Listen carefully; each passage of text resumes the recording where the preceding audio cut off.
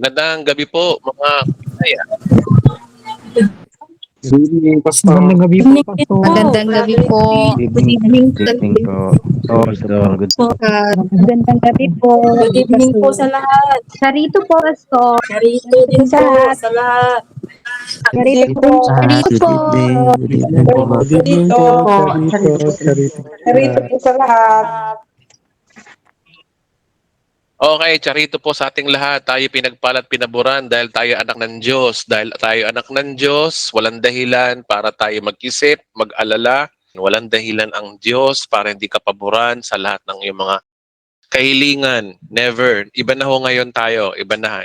Nung nasa Old Testament, pahirapan ang pabor ng Diyos. Pero ngayong ikaw ay anak na ng Diyos at lalo na't kasal ka na kay Kristo, syempre, yun ang dahilan kung bakit tayo pinaboran ng Diyos. Dapat malaman natin ang identity natin, hindi para maging mayabang tayo, maging boastful, kundi patunayan natin sa Diyos at tayo wala talagang pagmamalaki, tayo ay recipient lang ng kanyang biyaya, tayo ay naging malinis sa mata ng Diyos dahil lamang kay Kristo. Binayaran tayo ni Kristo para maging kanya. At lahat po ng mga mananampalataya kay Kristo, yung totoong nananampalataya kay Kristo ay kasal na sa Panginoon, tayo ay betrothed na sa ating Panginoong Yesus at aantay na lang natin yung oras at araw o taon o buwan. As tingin ko hindi naaabot ng dekada, ilang taon na lang o buwan, tayo ikakasal na sa Panginoon sa araw ng rapture. Kaya palakpakan po natin si Lord sa kanyang magandang plano sa atin. Yung mga hindi nakakapagpalakpak sa icon, kahit sa bahay na lang, kahit walang nakakarinig, pumalakpak kayo personally, palakpakan niyo ang ating Panginoong Yesus. Mahal na mahal po tayo ng ating Panginoong Yesus kasi tayo po ay itinuturing na hindi iba, tayo'y kanyang kabiyak. At ayon to sa ating napag-aralan, no? Di ko naman ho sinasabing literal na asawa mo si Kristo, lalo na't kung lalaki ka, naku, mahirap yatang tanggapin yun. Hindi ho ganon. Ang ibig ko pong sabihin, napaka-espesyal ng tingin sa atin ng ating Panginoong Yesus. Mahal na mahal tayo ng Diyos. Kaya wala hong dahilan para tayo ay hindi niya pagpalain. Walang dahilan para tayo'y kanyang isuong sa tribulation na darating. Dahil lahat ng ito ay nakatakda na, nakaplano na, at lahat ng ito ay inihag sa atin ngayong sa mga huling araw. Okay, so wala naman po akong topic ngayon. Gusto ko naman po kayong bigyan ng oras ng pagtatanong. So meron tayong 2 oras na tanungan. Gusto ko na kayong bigyan ng time kasi alam ko may mga tanong dito. Verse by verse sa Bible, no? Alam niyo naman ang patakaran dito sa Bride of Christ, hindi may tuturing na sagot kung wala sa Biblia. Lagi pong nasa Biblia ang ating sinasagot. Hindi tayo pwede mag-imbento kasi remember, ang karunungan ng Diyos na meron tayo ay sa Biblia, base sa salita ng Diyos. Hindi tayo gumagawa, nag-iimbento ng doktrina. Tayo ay laging Bible-based, sola scriptura lamang, walang labis, walang kulang. At kung meron man akong hindi masagot sa mga tanong nyo, ipapark ko naman yan at babalikan ko kayo next week pag meron akong mga hindi nasagot. Pero nananampalataya ako na loloobin ng Diyos na masagot ang mga katanungan sa Bible tungkol sa gabing ito. Okay, so mag-type na po ng amen yung gusto magtanong. So unahin po muna natin sa isang tanong si Mary Flor Padilla. Pwede na po kayo magtanong. Babae muna, unahin natin. Yes, good evening po, Pastor. Good evening po sa lahat. Ay, good evening. Hello po. Diba po? Pastor, tanong ko lang po yung, ano mo po talaga, Pastor, manalangin? Yung kailangan po ba talaga may boses ka? Yung nagsasalita ka po talaga? Kasi may nagsabi po sa amin dito, saan na kailangan daw talaga yung nagsasalita ka. Ano po ba Pastor? Oo naman, kailangan mo manalangin. Siyempre, kausapin mo ang Diyos. May relasyon tayo sa Panginoon. So natural lang na kausapin natin siya. Pero ang ating pakikipag-usap sa Kanya ay base sa bagong tipan. Base dun sa sa katayuan natin. Remember, ginawa na po ni ang ating Panginoong Hesus ang lahat, no? Pinrovide niya na po ang ating pangangailangan. Una, yung kaligtasan natin. Pangalawa, yung pagiging banal natin. Pangatlo, yung kasalanan natin pinatawad na. Pang-apat, tayo pinagpalat, pinabor na. Ibig sabihin, lahat ng ating panalangin, sinagot na niya. At panglima nga rito, tayo pinagaling na niya, tayo ay malusog na sa mata ng Diyos. Ngayon, ang ano ba hihingin mo sa Diyos? So, simple lang naman. Kung halimbawa gusto mo ng kalusugan, pasalamatan mo ang ating Panginoon. Salamat po, Lord. Sa gabing ito, ako ay nananampalataya na sa iyong mga tinapos sa krus, kasama dito yung pinagaling mo na ako. Salamat po, Lord. Ganon, puro pasasalamat talaga ang panalangin. Yes po, Pastor. Pero halimbawa, Pastor, nang sabi kasi nila, halimbawa, nakahiga ka po, ay nanahimik ka lang. Kailangan mo talaga daw na yung may boses ba? Yung magpipray, hindi yung sa isip mo lang, yung ganun. But sino may sabing bawal lang nasa isip? Mayroon po kasi dito, Pastor, na sabi niya, kailangan daw kung mag-pray ka talaga, kailangan talaga yung may lalabas talaga yung boses mo. Nagsasalita ka po ba? Sabi ko, paano kung sa isip ka lang, yung nakaupo ka lang, halimbawa ikaw lang mag-isa. Paano kapatid kung pipi ka? O sige nga, makakapagsalita ka ba nun?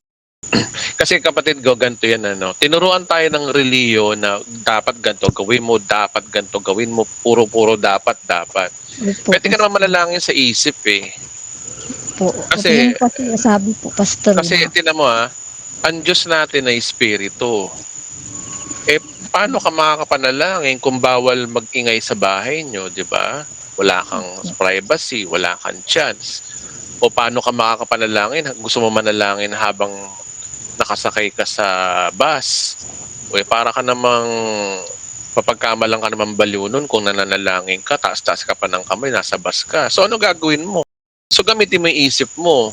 Pwede ka manalangin sa isip. Ang Diyos, hindi naman na-o-open sa mga ganun yung mali ka lang ng panalangin. Ang may mga nagtuturo niyan, mga reliyosong pastor at mga pare. Kailangan daw nakaluhod, kailangan daw kamay po, Pastor. kamay. Oh. 'Di ba? Pakitang tao lang ho 'yun Alam nyo, pwede mo naman yung paggawin yan pag pwede. Pero pag yung awkward yung sitwasyon mo, halimbawa, nasa mall ka, magtataas ka ng kamay doon, iba ka mamaya nun, iposasan ka na ng ng gwardiya nun, at daling ka na sa Mandaluyong loob, mamamili ka kung labas na loob. Di ba?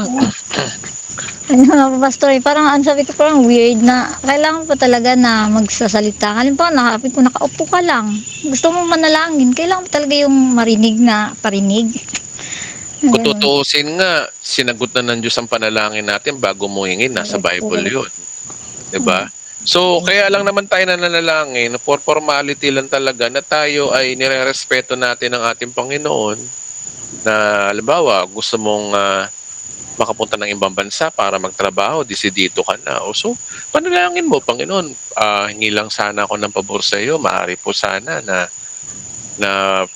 bigyan niyo ako ng pagkakataon makapagtrabaho sa ibang bansa. Mas malaking sweldo. Tapos sabihin mo kung magkano sweldo, be specific. 'Di ba, sabihin mo yung dapat.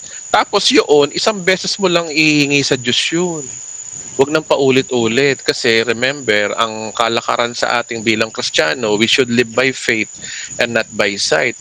So mas nalulugan ng Panginoon kung nananampalataya ka. Ngayon, kapag nahingi mo na sa Diyos yun, manahimik ka, tapos i-declare mo na, Panginoon, salamat, nananampalataya ako na patutuloy itong pag-abroad kong to.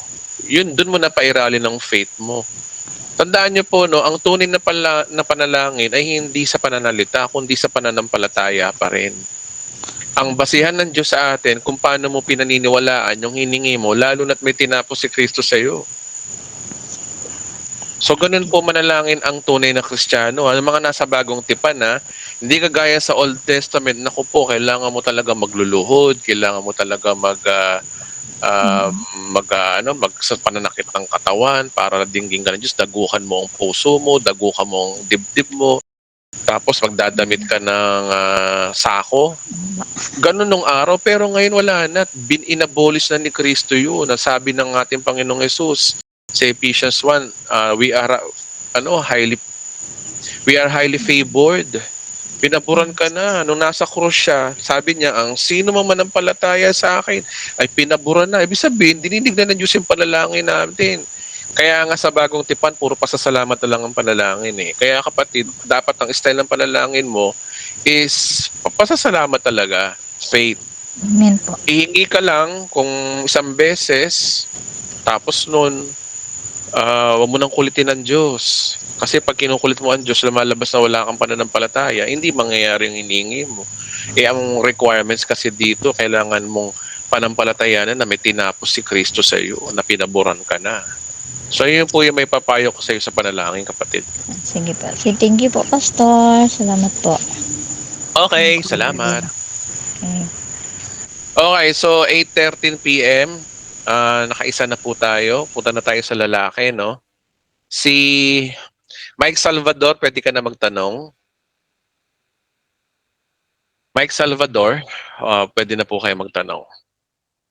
Type lang po ng amen sa message mo, yung mga gusto magtanong, para malaman natin. So, ang susunod dito ngayon ay tinatawag ko na po si Mike Salvador. Nag-amen po siya, so pwede na po kayo magtanong.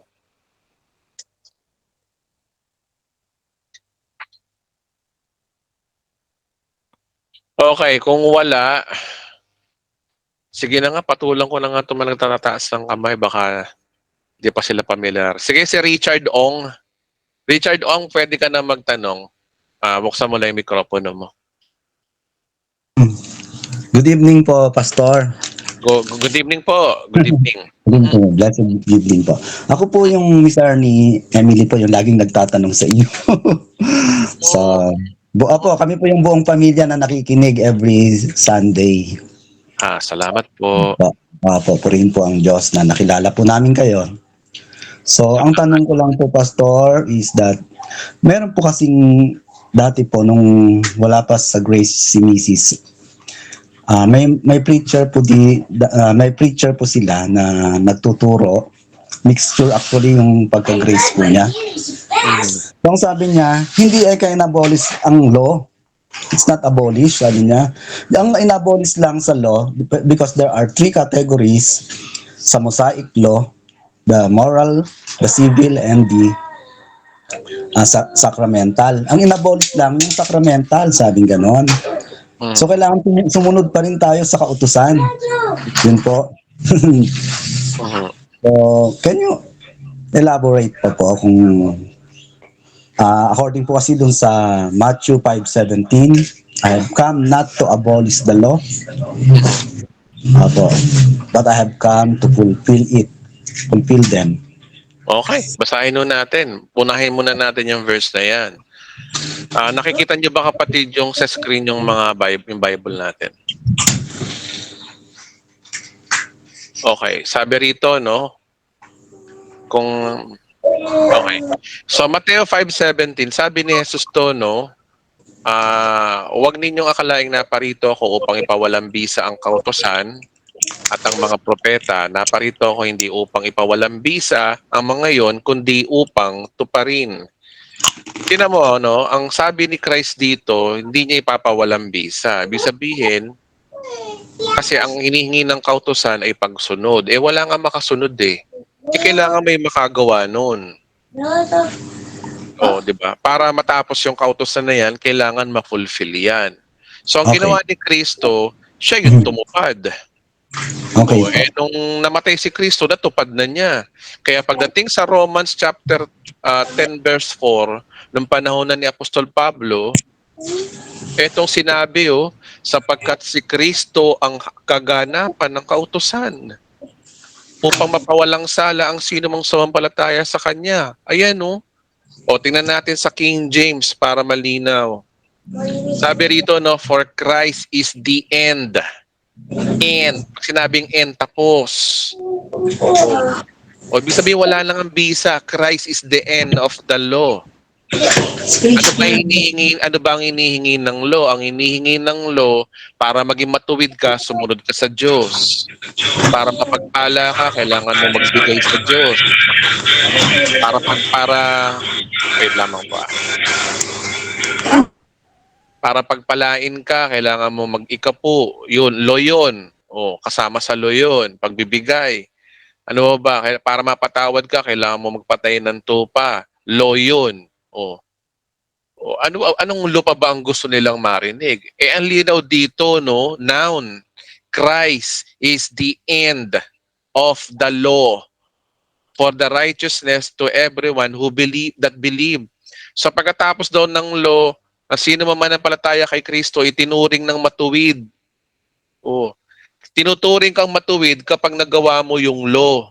Pero dito, si Kristo na yung nagtapos ng law. Kaya ang sino mang mananampalataya sa Kanya ay nakatupad na ng law. Kaya tapos na ang law. Kaya technically, wala nang law. Wala nang law para para masundot mo yung kalooban ng Diyos, no? Ito kasi sa mata ng Diyos to, kapatid, yung issue natin. Sa mata ng Diyos, hindi na kailangan ng law. Ang kailangan mo manampalataya sa Kanyang anak para magawa mo yung law. Pero sa mata ng tao, kailangan mo sumunod sa law. Huwag kang papatay, huwag kang magnanakaw. Kasama yun sa batas natin, di ba? Pag pumatay ka, kalaboso ka. Kapag nagnakaw ka, kalaboso ka. Pag pinatulan mo yung may asawa, kalaboso ka rin. Pandilang yung pati pamilya mo galit sa'yo. Yun ang magiging consequence ng sin. Pero pagdating sa mata ng Diyos, wala na, malinis ka na kapag nakay Kristo ka na. Yun ang usapan dun. So ibang issue yung sinasabi natin dito, dalawa po yan. Mata ng tao, mata ng Diyos. Sa mata ng Diyos, matuwid ka na. Hindi na kailangan ng law sa mata ng Diyos. Dahil kay Kristo na nampalataya ka na. Dahil si Kristo na ang tumupad ng law. Pero pagdating sa mata ng tao, kailangan mo pa rin gumawa ng mabuti. Okay, very clear po. Very clear po tayo doon, Pastor.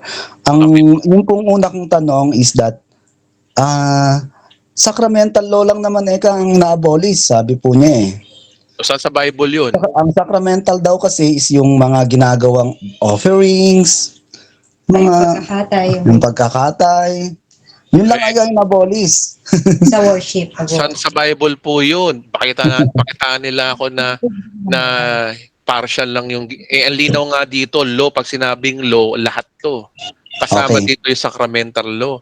Tsaka wala pong sinasabi po ang Bible na ang tinupad lang ni Kristo ay sacramental law, ceremonial law, moral law lang. Hindi, nakalagay dito law. General. Pwede po bang enlighten nyo kami regarding what is moral law, what is sacramental law, and what is civil law? Kasi hindi kasi tayo Hudyo rin eh. Kasi sa mga Hudyo, meron silang tinatawag na moral law. Ito yung usapang moral. Halimbawa, yung sinasabi sa 10 utos, no? Yung moral kasi yun eh, yung huwag kang mangangkin ng hindi iyo. Nasa 10 utos yun. Moral law din yung adultery. Kasi meron pang mga ceremonial law. Lahat ng to, mga law na to ay sa mga Hudyo. Wala ho tayong law, tayong mga hentil. I will show you a verse na hindi tayo sakop ng kautusan. Okay po. Galatians. Sa Galatians, mababasa natin yan eh.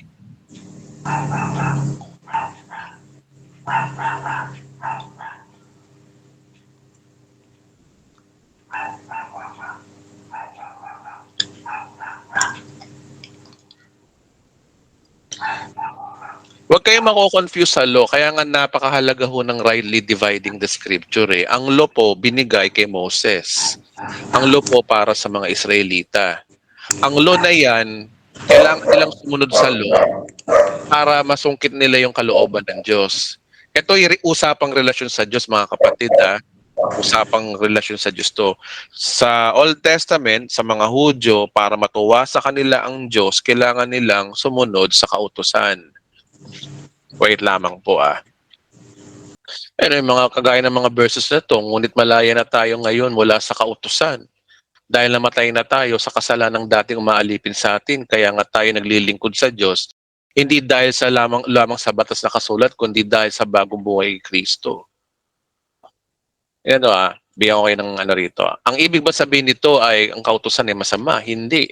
Kaya nga lamang, kundi dahil sa kautusan, ay hindi ako sana malaman kung anong kasalanan. Actually, ang pagsunod sa kautusan ay sumpa eh.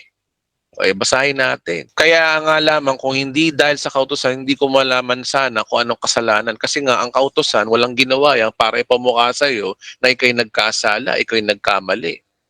Diba? Hindi ko sana malaman kung ano ang pag-iimbot kung hindi sinasabi ng kautusan. Ngunit dahil sa kautusan, ang loob ko'y pinuko ng kasalanan ng lahat ng uri ng kasakamian. Sapagkat walang kasalanan, sapagkat walang kasalanan kung walang kautusan. Yung mga pastor na gustong-gusto ng kautusan, sige, para lalo kayong magkasala, lapit kayo sa kautusan. Kaya sabi na nga ng Bible, sapagkat walang kasalanan kung walang kautusan. Totoo naman po yung kapatid eh.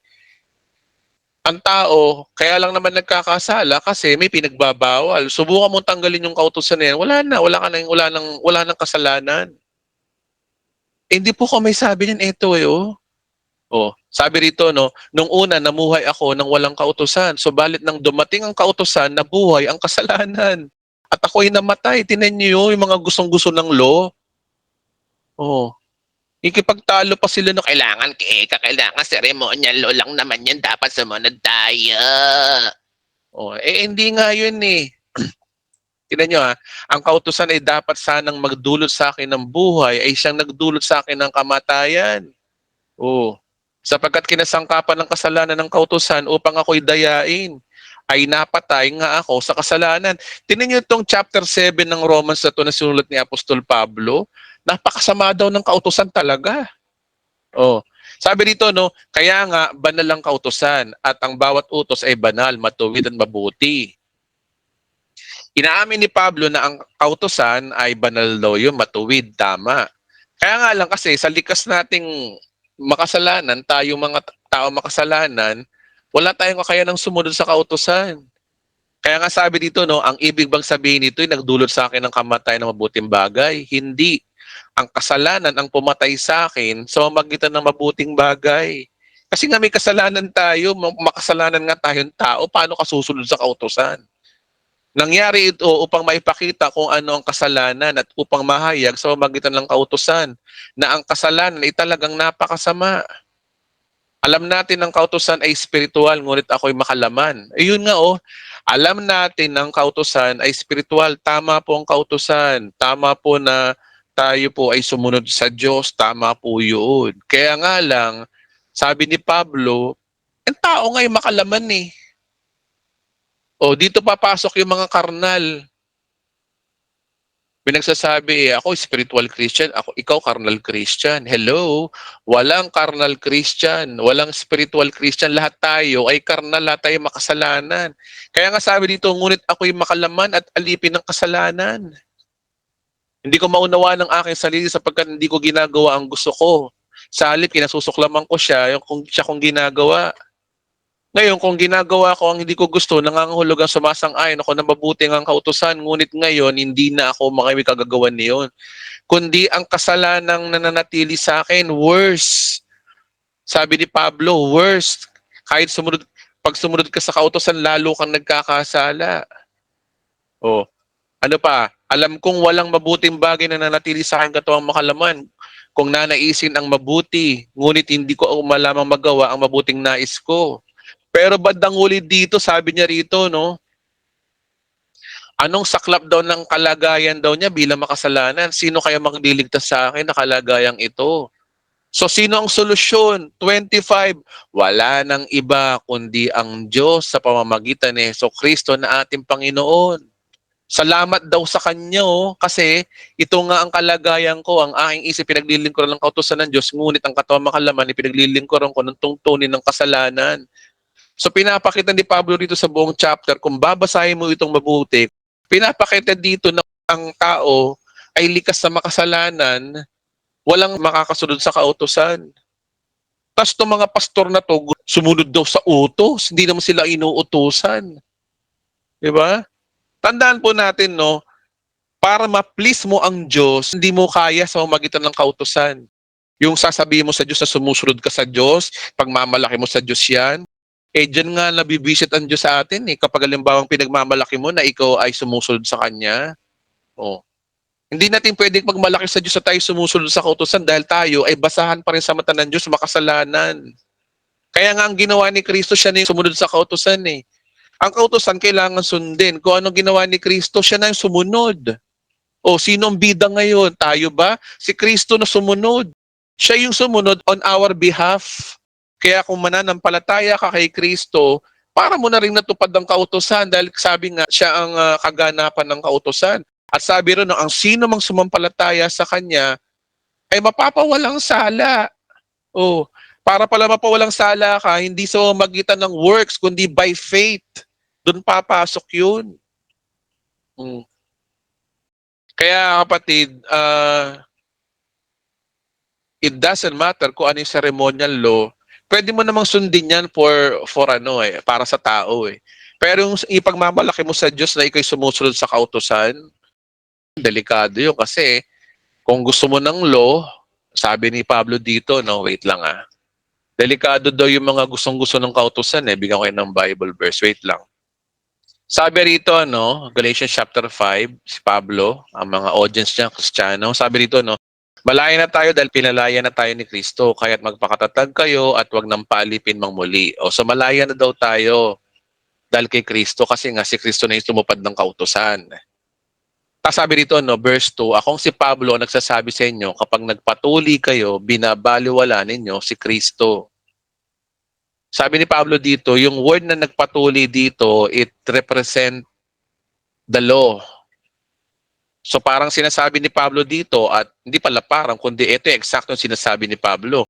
Akong si Pablo nagsasabi sa inyo, kapag patuloy pa rin kayo sa pagsunod sa kautusan, binabaliwala ninyo si Kristo. Kasi yung pagpapatuloy dito, it represent the law.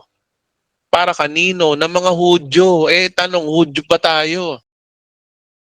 Inuulit pa niya, inuulit ko, ang lahat ng taong nagpatuli sa kailangan sumunod sa baong kautusan. O kautusan yung connected sa pagpapatuli. Kayo mga nagsusumikap na maging matuwid sa magitan ng pagtupad sa kautusan, ito ito'y malinaw na verse. Kayong mga nagsisikap na maging matuwid sa pamamagitan ng pagtupad sa kautusan. Ano daw? Inihiwalay ninyo ang inyong sarili kay Kristo at tinatanggihan ninyo yung biyaya ng Diyos. Ayan, knock out kayo sa verse na to. Yung mga gusto ng kautusan. Iulitin natin kayong nagsisikap na na maging matuwid, yung para daw ipagmamalaki mo sa Diyos na ikaw ay matuwid. Sa pamamagitan daw ng pagtupad daw sa utos. O natuwa ba ang Diyos? Etong sagot, inihiwalay ninyo ang inyong sarili kay Kristo at tinatanggihan ninyo ang kagandahang loob ng Diyos.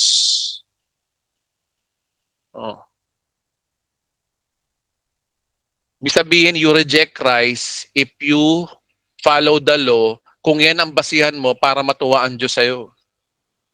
Ayan. Hindi naman po kami sabi niyan eh. Kapatid, sa tingin ko yan po yung tamang sagot po dyan. Any law na nagsasabi para matuwa ang Diyos sa atin, yun po ay hinihiwalay po natin ang ating sarili kay Kristo. Kasi yan po sinabi eh. King James, basahin natin. Christ is become of no effect unto you, whosoever of you are justified by the law, you are fallen from grace. Yung biyaya ni Kristo tinatanggihan nyo. Kaya yung mga pastor na gustong-gusto ng law, bahala kayo. Basta kami, nagtuturo kami ng biyaya. Bahala sila. Yun lang masasagot ko dyan, kapatid. Amen po, Pastor. Maraming salamat po. Charito po sa inyo. Charito po sa lahat ng mga nakikinig. Patuloy po tayong mag-aral ng salita ng Diyos. Purihin po ang Panginoon sa buhay po ninyo, Pastor. Maraming salamat po. Malaki pong tulong na nakilala po namin kayo. Glory to God po, Mr. Richard Pong. Opo, maraming salamat po sa inyong walang sawa po na pag-attend. So, yun lang po mga kapatid, yung mga sinasabi ko dito, hindi lang naman po kay Pastor Richard, kay Richard Ong. Uy, Pastor Richard Ong, nasabi ko. Mukhang may pagtawag sa iyo, ah.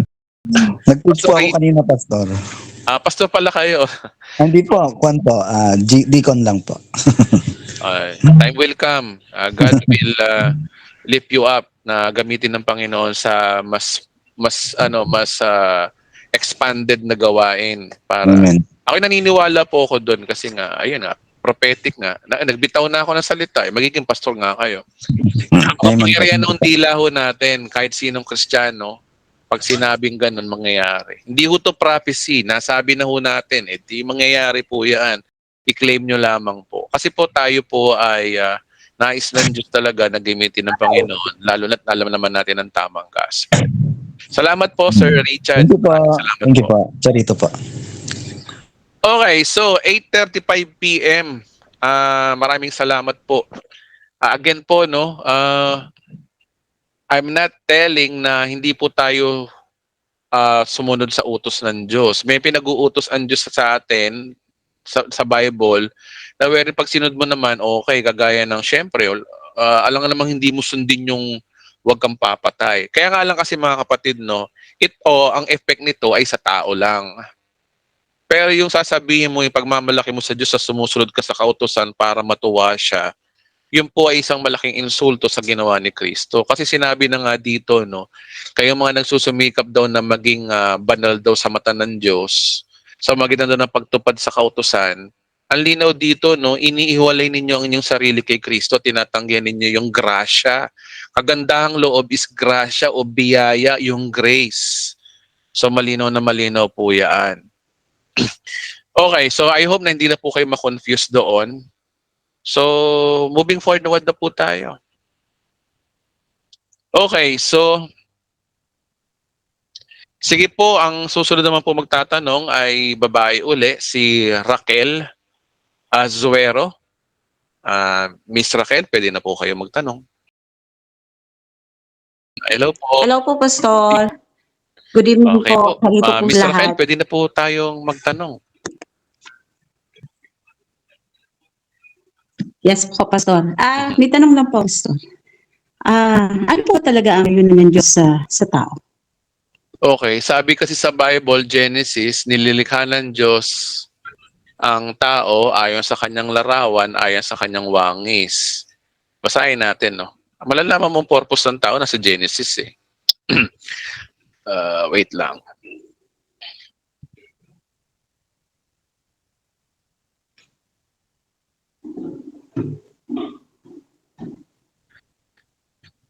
Doon tayo sa 6th day. Nilalang nga ng Diyos ang tao ayon sa kanyang larawan, sila'y kanyang nilalang sa isang lalaki at babae at sila'y pinagpala. Sinabi, magpakarami kayo at punin ninyong buong daigdig at kayo mamahala dito. Binigyan ko kayo ng kapangyarihan sa mga isda at tubig, sa mga ibon papawid, sa lahat ng mga hayop sa ibabaw ng lupa. Ibinibigay ko rin sa inyo ang lahat ng uri ng halamang nakakabinhi ng mga buwangang kahoy. Ang lahat ng itong halaman aliluntian ay ibinibigay ko naman sa lahat ng hayop sa ibabaw ng lupa, lahat ng ibon, at ito nga ang nangyari. Ito malupit. Pinagmasdan ng Diyos ang lahat ang niyang ginawa at lubos siyang nasiyahan. Ang point dito is lubos siyang nasiyahan. Kasiyahan ng Diyos na mabuhay yung mga taong nilalang niya. Kasama ho tayo doon. Ibig sabihin, we are created in God's pleasure. Yun lang po talaga ho yun. Kasi nga, siya ay love. Remember, sabi diba ni John, God is love. Hindi siya merong love, kundi siya mismo yung pag-ibig. Kung siya ang pag-ibig, siya mismo yung pag-ibig, hindi siya yung merong pag-ibig. Kaya pag ang pag-ibig ay umiiral sa atin, sa puso natin, sa ating sinisinta, sa ating magulang, sa ating kaibigan, sa Panginoon mismo, yun po ay yung Diyos mismo na nasa atin. Yun po yung katangian niya kasi nga ang Diyos ay pag-ibig. Ngayon, kung dahil siya ang Diyos ng pag-ibig, syempre, kailangan niya ng object ng kanyang mamahalin. Oh. Kaya kaligayahan ng Diyos na mahalin tayo.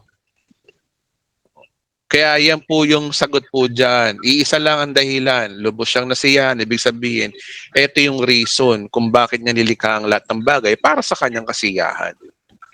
Yun po yung pinaka-general, Ate Roquela. Ate Roquela, yun po yung pinaka-general. Opo. Ibig sabihin po, mahal tayo ng Diyos, kaya po tayo ay, yun po yung layunin niya dahil sa pagmamahal sa atin. Yun po ba Oo. yun? Mahal tayo ng Diyos kasi nga, lalo na't yung nilikha niya ay nagkaisip. Kasi mo nilikha ng Diyos si Eva at Adan. So mahal na ng Diyos ang tao. Kaso yung tao nag-fall, nalaman niya ng tao yung mabutit masama. Oh. Ngayon nalaman niya mabutit masama, lalo niyang minahal ang tao kasi nga mamahalin ng lalong mahal ng Diyos yung tao, yung mga taong pipili sa kanya. At yun nga nung dumating si Kristo dito sa lupa, nung tinubos tayo, ang sino mong nanampalataya sa kanya, lalong natuwa ang Diyos doon kasi at least choice mo. Pinili mo yung creator mo na iligtas ka dahil sa iyong nalalapit na kapahamakan sana. Kaya mas lalo tayong minahal ng Diyos. Kaya nga ang tingin ng Diyos sa mga Kristiyano ay bride, isang babaeng napaka-bigha-bighani sa isang lalaki. Kung ano yung nararamdaman ng lalaki, kasi hindi kayo lalaki, yung mga lalaki rito nakaka-relate Kasi kami mga lalaki, pag kami nabighani sa babae, talagang hindi lang halata sa amin, pero dub-dub yung puso namin, talagang sobrang tibok, halos magpakamatay kami, halos. Alam mo ba yung, oo, simple, kami mga lalaki, mukha lang kami hindi, pero kami yung mas kinikilig. Oo. So ganun din si Kristo, yung Kristiyano, yung kanyang iglesia, yung mga nanampalataya sa kanya, mahal na mahal ni Kristo yan. Kasama ka doon, kapatid. Kasama ako doon, kasama tayo doon, na minahal niya. Kaya sobrang kaligayahan ni Kristo na yung mga nananampalataya sa kanya ay tumatawag sa kanya, nananalangin sa kanya. At nananampalataya. Amen po, glory to God. So yun po ang dahilan. Kaligayahan ng Diyos Yun kung ba't po. tayo nilikta, na tayo nilalang. Opo, Pastor. Kaya lang po, nakakalungkot lang po isipin dahil may mga nagkasala nga po, yung mga nagkasala. Yung mga unbelievers po na sinasabi ng Biblia na mapupunta po sa impyerno. Yung, tama po ba? Kasi Pastor, tandaan niyo po, nakakalungkot lang po isipin kasi marami po ang mapupunta sa impyerno, pinili nila yun. Choice nilang mapunta roon. Kasi binigyan ka ng buhay ng Opo. Diyos ng almost 70 years, sabihin na natin, na ang napakadaling bagay na dapat magagawa mo sa buhay mo ay hindi mo nagawa. Napakadali lang naman, di ba? Manampalataya sa ating Panginoong Hesus. Simple lang. Tanggapin mo yung proposal niya sa iyo. Ano ba yung proposal niya sa iyo? Na handa niyang bayaran ang kasalanan mo. Kapag tinanggap mo yun, kapag tinanggap mo yun, parang lalaking groom na inaalay sa babae yung alak na sumisimbolo ng kasal. Kapag ininom ng babae yun, kasal na sila. Ganun din tayo. Nung tinanggap natin, nung na-born again tayo, at sumula nung nag-take tayo ng Santa Cena sa sumisimbolo, tinanggap natin yung proposal ng Panginoon sa atin na tayo binayaran niya. Effective sa atin yung kanyang pagbayad sa krus para tayo ay kanyang Amen sakipin. po. Diba, Amen po, glory to God. napakaganda ng Opo. istorya ng Biblia. Ewan ko ba sa ibang pastor? Opo. Para pong napakaganda po talaga.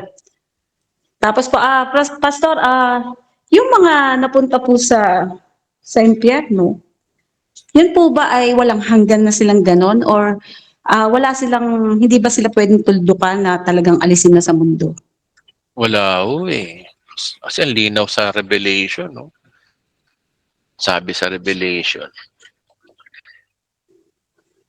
Ang linaw sa Revelation, kapatid, sabi rito, no? Sabi rito, no, 21 verse 8, subalit malagi mang kasasapitan ng mga duwag.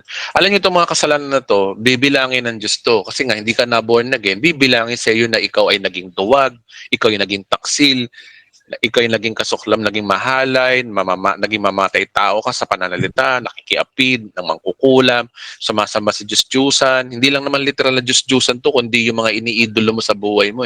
At lahat ng sinungaling. ang mga bahaging itinitayl sa lawa ng lilyab na asupre, ito ay ang pangalawang kamatayan. Pag sinabing pangalawang kamatayan, walang hanggan yun. Wala tayong magagawa. Kaya nga kung hindi ka na born Opo. again, bibilangin ng Diyos sa judgment day yung kasalanan mo. O, hindi mo tinanggap yung biyaya ko dahil gusto mo ng law, gusto mo ng works, o sige, bilangin natin. Tingnan natin kung papasa ka. Yun ang problema doon. Pag hindi mo naipasa, bibilangin yun. Ikaw, nagkasala ka ng gantong araw, nung gantong April 28, nagsinungaling ka ng umaga, nagsinungaling ka ng gabi. Bibilangin yun sa judgment day. Ultimo yung motibo mo. Doon po, ano po yan sa paniniwala? Kung ano po yung paniniwala, yun po yung pastor. Pero ang alam ko po, hindi po tayo perfecto, pero kung naniniwala po tayo na tayo pinatawad na ng Diyos, ay tayo po yung napatawad na. Pero hindi po tayo perfecto. Kaya Araw-araw po nagkakasala tayo. Hindi po natin mapipigilan. Wag ka mako-confuse ha. Yun ay sa mga unbeliever. Pero kapag once na nampalataya ka sa ating Panginoong Yesus, bayad lahat ng kasalanan mo. Kahit future sins mo pa, bayad po yung kapatid. Kanina po sa ano po, sa tinapos na gawa ng ating Panginoon. Sobrang ano po ako. Sobra po akong sobra po akong naliligayahan, praise ko po yung Diyos sa araw-araw. Dahil Amen. po sa sobrang bait po niya sa tao. Amen. Yun po. Ramdam na ramdam ko po yung pagmamahal ng Diyos sa tao. Amen. Yun Tama po. po yan. Pareho tayo nararamdaman. Maraming salamat Pastor. Talagang ako po nag-slash lang po. Gaano lang po ako, ina-up ko lang po sa YouTube na nakita ko lang din po yung ano nyo. Mhm. At naliwanagan ako na dahil din po sa inyo. Praise God po. Kasi naghahanap din po rin ako ng totoong sagot. Mhm. Mhm. Okay, Ayun salamat. nga po at natagpuan ko po yun. Sinagot po ng Diyos. Nandyan po kayo bilang instrumento po para malaman ko po ang buong katotohanan. Opo. Maraming salamat po, Pastor. Salamat din po. Glory to God Glory to din po. At salamat din po sa pag-double honor sa akin bilang isang pastor kasi pare-pareho lang po tayo na worse ang buhay dati. Pero dahil kay Kristo, parang si Pablo rin, di ba, na worse ang buhay niya. Pinersecute niya ang Kristiyano. Pero yung naramdaman ni Pablo, naramdaman nating lahat na biro mo, niyakap tayo ng Panginoon sa ating karumihan. Yun ang amazing dun na Amen po. Amen. Glory to God. sino ka, no? Sino tayo, di ba? Pero dahil kay Kristo, dahil sa ginawa niya, walang masamang tinapay sa kanya. Lahat, ang sino mang manampalataya sa kanya ay pinagkalooban ng maging anak ng Diyos. Yun po yung pangako ko dun. Amen po. Amen. Glory to God po. Amen po. Maraming salamat po, Pastor. Salamat Thank you, Lord. po. Pwede ko kayo magtanong uli sa susunod. Tatawagin ko na lang uli po kayo. Apo, salamat po, Pastor. Salamat. Stay Thank blessed. you po sa lahat. Opo. Okay, so 8:48 p.m. Salamat po sa buhay ng mga nagtatanong. At ang mga tanong niyo po ay malaking tulong sa programang ito dahil kasi yung mga tanong niyo po ay tanong din po ng iba ho yan. At yung mga sagot ko po ay hindi lang po para sa inyo, kundi sagot ko rin po para sa lahat. Kasi po, yan po ang leading ng Banal na Espiritu sa atin. Kung anong tanong, sagutin natin. Okay, again, 8:48 p.m. Lalaki uli. Sino kaya? Sino tong si Ash Shwan? Ewan ko, paano ba ito basahin? Hello, Pastor. Good evening po. Ay, sorry, kala ko lalaki. O sige, di bali, ikaw na lang para ano. Kasi yung magtatanong po yung husband ko din. Bali, first time po kasi namin mag-join dito. Matagal na po kami nanonood, pero first time po namin makapag-join sa Google Meet po. Salamat po. Salamat po. Welcome po kayo dito sa ating Bible study. Pwede na po kayo magtanong. Sige, pasok ko na lang po sa husband ko. Sige po. Hello, good evening, Pastor. Ay, good evening po. Good evening po. Hi, maraming salamat po. Salamat sa Panginoon dahil ginamit po din ko kayo. Dati na rin po kaming nanonood ng videos nyo at ngayon lang po kami talaga naliwanagan. Actually, ano po kay dating musician din sa aming perverted na church. Mhm. Ah, so, yung nalaman po namin yung mga videos nyo, talagang nagpapasalamat talaga kami. Mhm. At nagpaplano nga po kami, Pastor, ipag-share din ng sa aming family at Mhm. sa aming mga kapatid sa Panginoon sa church namin na mix. So, Mhm. thank you very much, Pastor. So, tatanong ko lang po ito po, yung tungkol po sa rapture, Pastor, kasi alam naman po natin na sobrang lapit na Mhm. yung nangyayari ngayon sa Israel, di ba? Mhm. Mhm. Tapos yung mga gera sa Europe. Mhm. So, at the same time dito sa Asia Pacific, dito sa atin, West so Philippines. talagang malapit na po talaga ang World War III, di ba, Pastor? Mhm. So, sobrang lapit na. So, ang tanong ko lang, Pastor, since na itong mga nasa mix ngayon, Pastor, hindi pa rin sila, ayaw pa rin na tanggapin yung grace eh. Mhm. So, what happened to them, Pastor? Paano yung pag nag-rapture, talagang may iwan sila? Kasi sa amin, Pastor, yung church talaga namin, great kami, at the same time, works. Mhm. So, nagpapaliwanag din kasi ako sa kanila about sa grace. Na talagang, talaga, matindi talaga yung nila, yung training nila about sa, sa, tawag nito, sa works. So Mhm. talagang hirapan na rin kami, parang plano kami ni Mrs. na, bang ko ba, ulit go, talaga maghanap na lang kami ng full grace. Mhm. Sa tingin niyo, Pastor, hindi ba tayo makaka-adjust kung mangyari yung rapture Mhm. anytime from today, di ba? Kasi sabi mo kanina, yung introduction mo kanina, na possible na it take months for few years, wala ngayon, pwede na mag-rapture. Mhm. Yung mga yan, Pastor, may iwan talaga yan, Pastor, sa tingin mo. Una po sa lahat, ayoko naman po mag-judge ng specific na tao kung maiiwan sila o hindi. Pero doon tayo sa sinasabi ng Bible. Ang sabi ng Bible sa Bagong Tipan, ang sino mang hindi manampalataya, ito na lang, dito na lang tayo. Let the Bible itself answer your question. Ayoko naman ho kasing i-judge yung ibang tao rin na porke sila ay nasa mixture, di sila maliligtas, etc. Pero kasi ang liwanag sa Bible, no, sabi rito, no, hindi hinahatulan ang maparusahan ng sumasampalataya sa anak. Iyan po yung basic. Ngunit hinatulan na ang hindi sumasampalataya sapagkat hindi siya sumasampalataya sa kaisa-isang anak ng Diyos. So mapapahamak daw pala yung mga taong hindi nanampalataya sa anak. Ang tanong dito, anong sampalataya ba to? Yung tinapos niya. Ang tinapos si Kristo, unang-una, yung kaligtasan natin. Nang sino mang manampalataya sa Kanya, ay may buhay na walang hanggan. Tapos, at sinabi rin doon, ang sino mga manampalataya sa Kanya, tinuring na matuwid. Ngayon, kung ang pananampalataya mo ay hindi diyan sa ganyang gospel, yun ang mangyayari. Talaga maiiwan sila. Kapag ang gospel niya, tinan na, sa New Testament, dalawa lang naman pwede ka mapunta ng impyerno. Either na ikaw ay unbeliever or either nagtuturo ka ng maling gospel. Maliwanag yan sa Galatians chapter 1 verse 6 at maliwanag nga rin dito sa John 3:18. Yung mga unbeliever at saka yung mga nagtuturo ng maling gospel ay they will go to hell. So, hindi natin pwedeng sabihin na yung mga nasa perverted gospel ay lahat sila ay hindi maliligtas. No, meron ding ligtas din dyan. Remember, ang kaligtasan po ay individual, hindi sa grupo. Paano kung sabihin ko sa inyo na marami ring mga nasa full grace ang hindi maliligtas? Masakit yun. Pero yun po yung totoo. Kasi hindi naman lahat ng nasa full grace ay nakaintindi. Oh. Perverted pa rin sila. Iba rin mga perverted pa. Napupuna ko yun eh.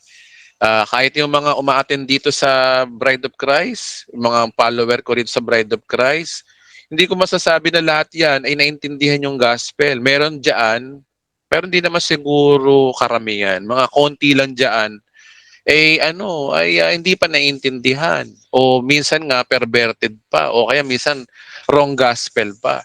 So, magkakatalo lang talaga yan doon sa sinasabi mismo ng Biblia. Kung wala kang pananampalataya sa ginawa at tinapos si Kristo, you will go to hell at maiiwan ka sa rapture. Kasama ka sa tribulational saints.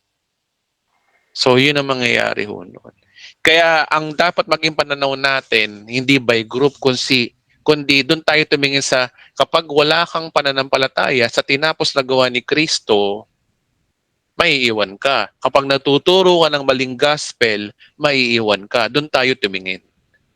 So, yun po yun. Kaya, kaya hindi ko masasabi yung mga specific na grupo, kapatid. Thank you. Thank you so much, Pastor. So parang, Pastor, talagang dapat nilang paniwalaan yung tinapos na gawa ni Kristo sa pamamagitan ng, yung after 3 days na nabuhay siya, yung mga ganun, tawag nito, Pastor, yung pinagaling na sila, pinagaling na tayo, blinis na, di ba? Ang importante ron, kapatid, yung yung blood atonement, yung kapatawaran ng kasalanan mo sa magitan ng kanyang dugo, pinatawad ng kasalanan mo, yun ang importante sa lahat. Kasi yun ang magliligtas sa iyo eh. Kasi remember, ang kabayaran ng kasalanan ni kamatayan. Ang kamatayan ni Kristo ang nagbayad sa atin. Ngayon, sa pamamagitan ng, sabi rito sa sabi niya, yung dugo raw niya ang bagong tipan. Dapat yun ang panampalatayanan natin na tayo ay pinatawad. Kaya nga delikado yung mga taong hingi ng tawad. Ibig sabihin nun, hindi nila naiintindihan yung totoong gospel. Delikado po yung mga tao nga hingi ng tawad sa Diyos araw-araw, walang pananampalataya. It requires faith na kailangan mong pananampalatayanan na ikaw ay pinatawad na dahil kay Kristo, maintindihan mo yun. Yun po yung mga taong ligtas. Kaya napaka-importante po talaga yung maituro sa tao, yung finished work of Christ. Karamihan sa mga gospel ngayon, ganito tanggapin si Kristo bilang tagapagligtas at Panginoon. Puro ganun ang mga turo ng mga puro tanggapin. Ano tatanggapin mo kay Kristo? May mga nagtuturo pa nga, kailangan mo makapagrelasyon, kailangan mo mahalin si Kristo, sumunod sa kanyang kalooban.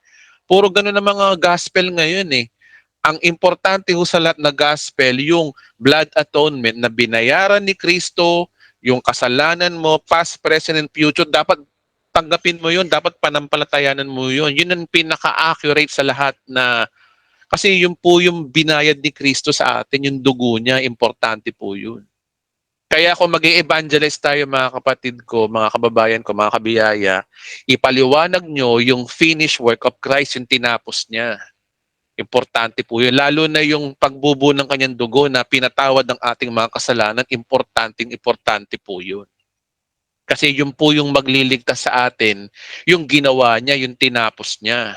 Hindi yung relasyon sa kanya. Ang relasyon, to follow po yun. Pero sabihin mo na may kipagrelasyon kay Kristo para maligtas ka, maling gospel po yun. Ang tamang gospel, meron ka munang faith na gagawin.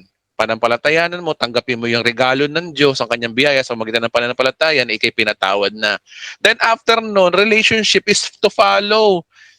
Church is to follow. Yung mga mabubuting gawa is to follow na who you are. Pero importante ho talaga yung faith sa finished work of Christ. Napaka-importante po nun. Yun po yung pinaka-gospel ho natin, mga Kristiyano sa panahon ngayon.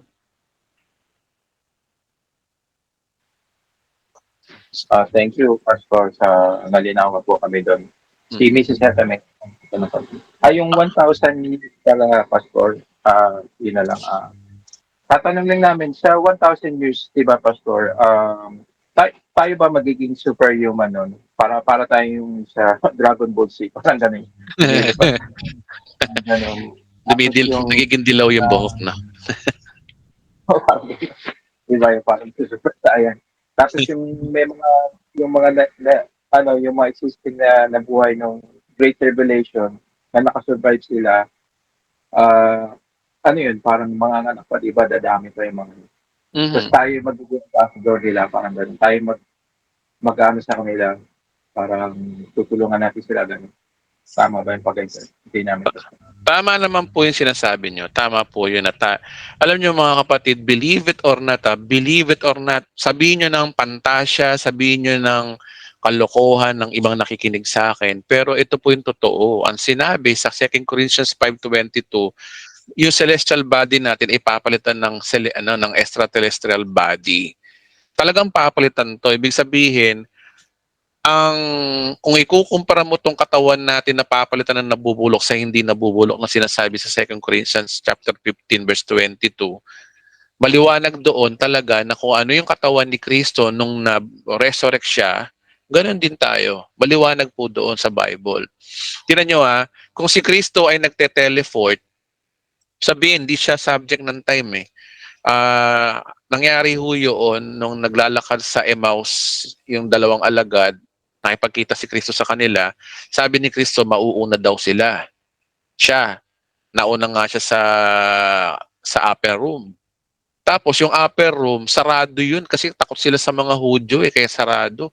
Nakalusot sa pader si Kristo, paano nangyari yun? Tapos kumakain din. Oh. Tapos yung kanyang kamay na may nung nabutas, yung may tadyang, butas yun.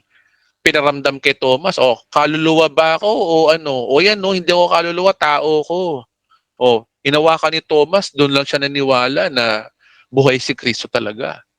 So, ibig sabihin, kapatid, kung ano yung katawan ni Kristo noon, ganun din ang mangyayari sa atin. We are not subject in time. Pwede rin tayong pumunta sa lugar na isang iglap lang. Actually, nangyari yan kay Felipe.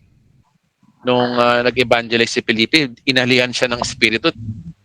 Tineleport siya sa ibang lugar para mangaral. Nangyari rin po yan. So, ganun din po mangyayari sa atin. Tapos, yung pagdating ng 1,000 years, kapatid, alam mo, mahabang panahon tayong na turuan na 1,000 taon daw yung paghahari ni Kristo. Hindi tayo sigurado doon. Kasi, sabi doon sa Grego, 1,000 of year. Ito ay noun, hindi to plural. Paano kung hindi 1,000 of year? Paano kung thousands of year yun, di ba? So, maliit yung paniniwala ng mga ibang Bible scholar na 1,000 years lang daw, eksakto 1,000 years. Hindi tayo sigurado doon. Pag-uusapan po natin yan sa part 15. Di pa rin ako sure sa pag-aaral na yun, pero parang nadidiscover ko. Ngayon, nadidiscover ko, hindi 1,000 years lang Kasi tumingin ako sa Greek.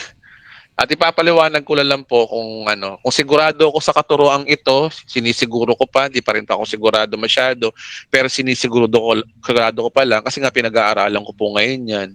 At ayon sa napag-aaralan ko po, sa biyaya ho ng Panginoon, parang hindi 1,000 years lang Parang hindi Matagal po yun, hindi lang siya millennial. Kasi nasanay tayo millennial, tinuro na salin-salin na nagtuturo. So, ang basihan ko po dyan ay nasa Greek pa rin. So, papaliwanag ko lang po sa susunod po yan. Kasi nung Pastor, sa mix namin research, siya, sabi 1,000 years daw, ganun pa. Tapos yung New Jerusalem, yung bagong langit, dito talaga bababa, Pastor. Tama po ba? Bababa po yung bagong Jerusalem sa bagong planeta. Kasi tinan nyo ito basahin natin para malinaw. Sabi sa Revelation chapter 22. Sabi rito sa Revelation 21, pagkatapos ito, nakita ko ang isang bagong langit at isang bagong daigdig. Sabi dito na wala na ang dating langit at daigdig, wala na rin silang lahat. Sabihin, hindi itong planet Earth ang binabanggit dito. Bagong planeta to, kapatid. Ba't ko nalaman? Yan Ang linaw-linaw naman, di ba? Nakita ko ang isang bagong langit. Pag sinabi yung bagong langit, Earth pa rin ba? Ay bagong daigdig? Hindi na. Kaya nga sabi dito na wala na ang dating langit. Kaya nga yung series ko ng katapusan ng mundo, kina-question nila ako, wala doon katapusan ng mundo. May katapusan po ang mundo. Papalitan to lahat. Doon pala mangyayari yung at nakita ko ang banal na lungsod ng bagong Jerusalem na bumababa mula sa langit, buhat sa Diyos. Gaya ng isang babaeng ikakasal, maganda at bis at handa na siya sa pasulubong na laking kanyang mapapangasawa. So, dinidescribe dito yung New Jerusalem as bride of Christ. Ngayon, kasi, sabi ng iba, sabi ko na nga ba, hindi naman kasi yan, hindi ang bride of Christ, hindi naman kasi yan church, kundi yan po ay mga Hudyo. sabi ng iba. Porke ba Jerusalem, Hudyo na. Tandaan nyo po, no, ang dinidescribe ni Juan dito, hindi po yung city, kundi yung mamamayan doon. Yung city, yung lungsod, yung mamamayan. Halimbawa, city of Mandaluyong. O, anong klaseng tao ba yung mga nakatira sa Mandaluyong, di ba? O anong sino ba yung mga nakatira sa England? O, so ganun din dito, sino ba yung nakatira sa Bagong Jerusalem? Eto, yung babaeng ikakasal yung church. Oh. Remember, ang church po ay consists of Jews and Gentiles. Mga Pahudyo, mga Pahentil. Sila po ay yung mga mananampalataya, mga naligtas. So, yung sinasabi mo kapatid na pagdating ng city, hindi dito sa earth na to, sa bagong langit, na bagong lupa na po yun, hindi po dito sa earth natin. Ayon dito ayon dito sa Revelation kapatid dito ang basihan ko Okay, Pastor. Thank you. Nalinawan po kami. Last na lang, Pastor, si Mrs. may tanong nga. Tungkol kasi, di ba, ang rapture anytime pwede na mangyari, Pastor. Sabi nga nung napapanood ko mga vlogger din sa US, sobrang lapit na talaga kasi pinikwenta nila yung sinasabing 31 AD, 33 AD. But between 2030 or 2033, andyan na yung second coming ni Jesus. So 2030 below to 2024, dyan ang rapture talaga o ang Great Tribulation. Pastor. So talagang kahit naman kami ni Mrs. nararamdaman na po namin kasi si Mrs. nakakapanaginip na rin, Pastor. Pati rin ako, nagkaroon ako ng panaginip, Pastor, na nagkaroon ng nuclear, tinamaan ng nuclear bomb dito sa may Antipolo. Tapos nagpanic na yung mga tao, yung bumagsak yung nuclear bomb sa may, parang totoo talaga, Pastor. Talagang nagpanic kami. Tapos nakarating kami bigla ng Mandaluyong skyline, nabagsakan yung mga building. Tapos bigla ako nag-sing. Parang totoo. Kahit din po ako na naginip din po ako naman nakaraang linggo, na binubukod na po yung mga babae, lalaki, tsaka matatatanda. Tayo mga lalaki daw, sinasama na raw ng papuntang Camp Crame para for reserve officer kasi nga nagkakagera na. Nanaginip ako ng ganun. Na mukhang ibinubukod na yung mga lalaki. Tsaka yung rapture, marami na hong ayon sa survey, marami na hong nakakapanaginip na po ng ganyan. Nagpapatunay na naghahanda na yung groom. Mukhang inaantay lang na sabihin ng ama na, sige anak, sundin mo ng iyong bride. Parating na talaga tayo doon. Lalo na ngayon, nagkakagera na, kagaya niyan. Kaya lang naman napipigilan ng gera kasi suportado ng US ang mga bansang may banta ng gera. Halimbawa sa Israel, may banta ang mga komunista doon, mga Arabo. Sinusuporta ng Amerika at ganun din yung Ukraine. Kaya lang naman tumatagal yan dahil suporta ng US. At lalo na dito sa Pilipinas, ganun din, suporta tayo ng US. Ito ang problema. Si Donald Trump nagbitaw ng salita. Sabi niya, pag nanalo daw siya, it's about time daw na mahalin naman daw nila ang bansa nila. Kasi nga daw, kanda utang-utang ang bansa nila sa gera-gera pagtulong na yan. Kaya sabi ni Trump sa NATO, bahala kayo, basta kami. Parang kumakala si Trump na pag siya ay naging presidente, bahala na sila. Tapos ini-encourage pa niya yung Russia na, sige, lusubin nyo na yung NATO na yan. Si Donald Trump. Merong gano'n na so ibig sabihin, what if kung di na tumulong Amerika, na, gera na to. Sasamantala itong mga komunistang bansa na to, itong China, Russia, at saka itong North Korea, pati na rin itong nakikisali na Iran. Ngayon, kadamay na rin ang Iraq. Sama-sama na sila. Gerang-gira na itong mga to hindi na natin alam kung sino dyan. Pwede rin naman black propaganda rin. Yun ang sinasabi din ng pero totoo na nagtutulak niya yung mga... So napaka-deceiving ng panahon natin ngayon. So may nakaamba na ho talagang gera, parating na ho yun. Parang kakaiba po talaga yung mga climate natin. Parang Absent pa, yung climate change natin, Diyos ko. Yung alas 3 ng hapon mo, Ay yung, teka, yung yung tanghali mo dati na alas 12, alas 8 pa lang ganun na kainit.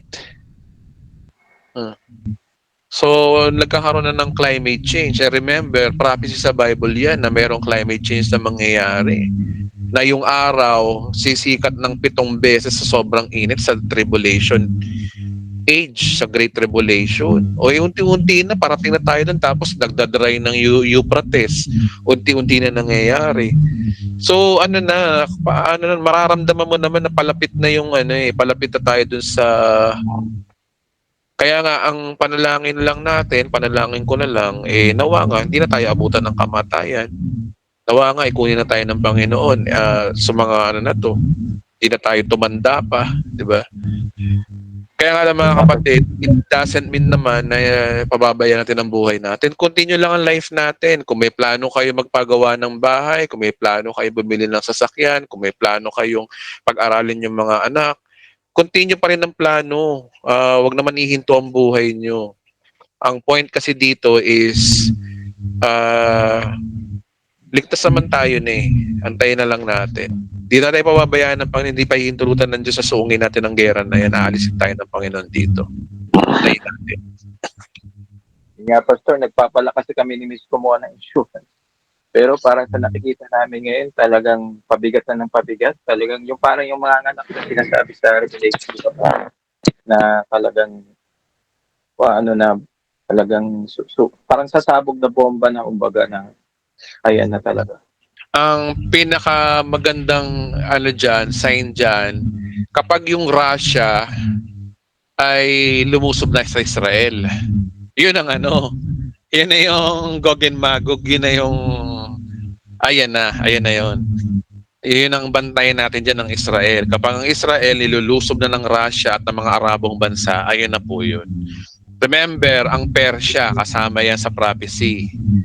Nasa yan. Yung mga sundalo ng Russia sa Pastor, dito sa may northern part ng Israel, sa may Syria. Oo, naka-ready na yung mga yun.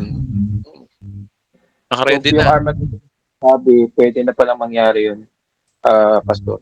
Yung Gog and Magog, kasi ang gera po na mangyayari sa end times, yung World War III na Gog and Magog, yung Battle of Armageddon na pagkatapos ng tribulation, at yung Gog and Magog uli after ng 1,000 taon na paghahari ni Kristo.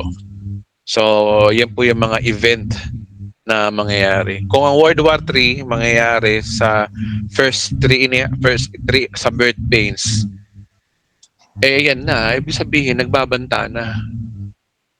Nagbabanta na talaga.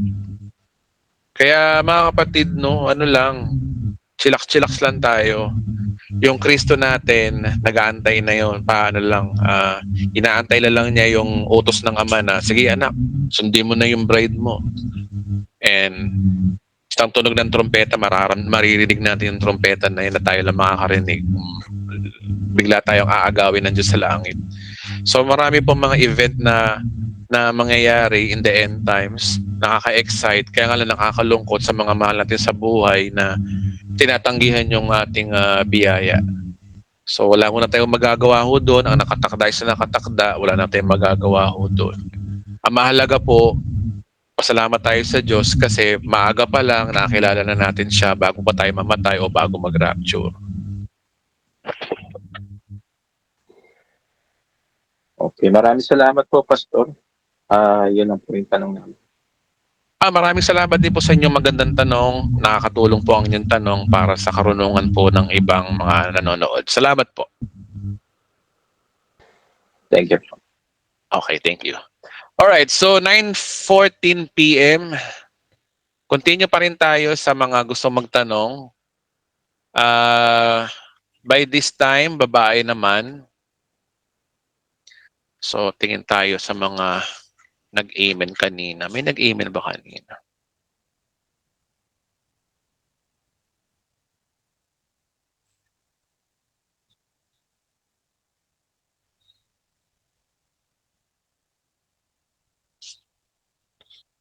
Okay, so balik ulit tayo sa babae, no? Delia Marcado. Pwede na po kayo magtanong, Miss Delia. Hi, Pastor. Good evening po. Hi, hello. Good Ay, evening. ako ulit po, Pastor. Mayroon lang po akong i-continue ko po yung tanong ko yung una. Sige po, magtanong lang po. Tanong lang po. Kasi, Pastor, ano po yung kaya po ako napunta po dito kasi po 2 years na po ako nakikinig sa iyo, kaso lang po yung first po kasi hindi po ako nakapokus sa inyo, doon po ako nakapokus sa bago kong yung una kong pastor kasi po 20 bago po mag-lockdown, doon po ako nagiging binago ni Lord. Bali 2022 doon po niya ako nagiging nagiging born-again Christian. So ganito po yung pastor. Yun nga po, Pastor, meron lang po akong sayo, pero mahabang kwento po ito. Kaya po, Pastor, ganito po nangyari. Kaya kami po, nandito po kami ngayon sa bundok. Kasi po, ang pinapakinggan naming pastor ay, yung una naman po kasi hindi namin po naunawaan pa yung revelation. So ngayon po, yung sa iyo, napanood ko na po yun. Kaso lang po, hindi ko lang po ako nakapokus doon. Doon lang po ako nakapokus sa pastor namin. So yung turo kasi niya po, pastor, doon sa Matthew 24 verse 15, napaliwanag mo na yung pastor sa kanya po kasi yung nangyari daw yun. Yung daw po yung nagpabaksin yung 2020 hanggang ngayon, yung una daw po ang masusumbi, yung unang nagpabaksin. So hindi na po yun maliligtas yung lahat po ng pabaksin. Tapos po, magiging zombie daw po yun. Ganun po. Ngayon po, ganito po nangyari. Ngayon po, parang natatakot na rin kami kasi sabi daw doon sa Matthew chapter 24 verse 15 na kailangan na daw po pumunta sa bundok kasi po yung nauna daw pong first na napabaksin, yung daw po mauuna mag-zombie. So naisip ko, pastor, nung nagbasa ako sa Bible sa Revelation, merong binigay si Lord sa akin na paano kami maliligtas, mararapture kung kami ay kinain na sa zombie. So doon po ako pastor. Tapos ngayon po nagpunta kami dito sa bundok kasi nga daw po mangyayari. Tapos yung 15 minutes ganun. Tapos yung makakaranas daw kami ng grabing puot, sabi ng pastor namin. So naisip po, pastor, bakit kung ganun, kung sino pang mararapture kung ganun man, kung makakaranas kami ng ganyan. So yung pastor ngayon po, awa ni Lord po, nagdasal ako, sabi ko, Lord, bigyan nyo naman ako ng kaunawaan, kasi pag mag-devotion kami, pastor, hindi ko maunawaan, hindi ko ma-experience sa kasama ko kasi parang labag po sa puso ko. Ngayon po, nanghingi pa ako ng tulong sa kanya. Yun po, binigay agad niya sa isip ko yung ikaw, pastor. Sabi ko, try ko nga si Pastor Edwin kung meron kang every Sunday, pastor. Kaya yun, nakikinig ako lahat doon. Kaya yun, sabi ko, thank you, Lord, na naunawaan ko. Dito ko lang po sa iyo, pastor, naunawaan ko lahat yung turo mo po. Kasi po, hindi ko po naunawaan sa una kong pastor parang kabaliktaran po nangyari. Sabi ko, parang bakit kami pupunta dito sa bundok at magtago para lang hindi kainin ng zombie? Tapos, yung pastor, nag-resign pa ako sa trabaho ko dahil lang po dito. Pero awa po ni Lord naman, hindi naman kami pinabayaan. May work pa rin ako. Pero po, naghiwalay-hiwalay na po kami. Tapos po, pastor, yung nga po, nanaman ko po ang katotohanan, ayun na po nila akong tanggapin kasi po, iba na daw po ang espiritu ko. Kaya kasi sinabi kasi nila yung time na ako daw baby Christian pa, hindi ko daw manawan. At kailangan ko daw na wag daw ako makinig sa iyo, baka mamaya ako maliligaw kasi hindi daw po totoo yun na naliligtas na sa kailangan daw makaranas pa daw tayo ng sobrang yung basta yung hindi pa daw, basta sabi makakaranas pa daw kami ng mga pagsubok, Kasi bakit daw maliligtas na ako na hindi pa daw ako nakaano sa pagsubok, sabi ng gano'n. Kaya pastor yun, pinagpili pa ako ng pastor ko, kaya hindi na po ako nakasama sa bundok kasi po, pinagpili niya po ako kung saan ako, sabi niya, kung iba naman ang espiritu natin, hindi ka na pwede namin sumama sa bundok, sabi niya gano'n. So sabi ko naman, pastor, hindi po ako namimili, hindi po ako pag-aari mo, hindi po ako pag-aari mo o pag-aari ni Pastor Edwin. Ang isa lang po ang may pag-aari sa akin ng Panginoong Hesus. Doon po ako susunod sa kanya. Kaya yun po ang sinabi ko sa kanya, Pastor. Kaya ngayon po, dalawa na lang kami ng anak ko kasi naghiwalay-hiwalay na po kami lahat. Kaya naiiyak lang po ako, Pastor, kasi po parang nai-scam kami, parang gano'n. Kaya yun, nandito po kami, Pastor. Pero pauwi na din po kami pagtapos na po yung anak ko dito. Kaya naiyak na po ako, Pastor, na nai-scam po, parang naano ko sa pastor namin. Ganun lang. Okay. Miss Delia, Mateo 24 verse 15, doon po niya kinukuha yung yung verse na yan eh. Oo, kaya salamat talaga sa Panginoon na kita, Pastor.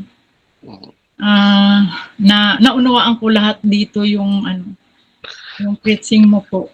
Kasi dati hindi ko po naunawaan yung ni Pastor, yung pastor ko yung una. kapatid na Delia, may parang akong pababasa sa iyo. Opo. Nakikita mo ba sa screen yung yung Bible verse? Nakikita mo ba? Opo, nakita ko, Pastor. Pwede mo bang basahin ito? Itong verse 1. Malaya na tayo dahil sa pinalaya tayo ni Kristo. Kaya magpakatatag kayo at huwag nang paalipin pa muli. Amen. So, akong si Pablo. Okay na. 5-1. 1 lang po. So, sabi dyan, malaya na tayo dahil pinalaya na tayo ni Kristo. Kaya magpakatatag kayo at huwag nang paalipin muli. So, alam mo na ang katotohanan na ang sabi ng Biblia na ang nakay Kristo na ay hindi nakahatulan, wala ng paghatol, tayo ay malaya na, tayo'y ligtas na, at tayo'y pinagpalad, pinaburan na ng Diyos.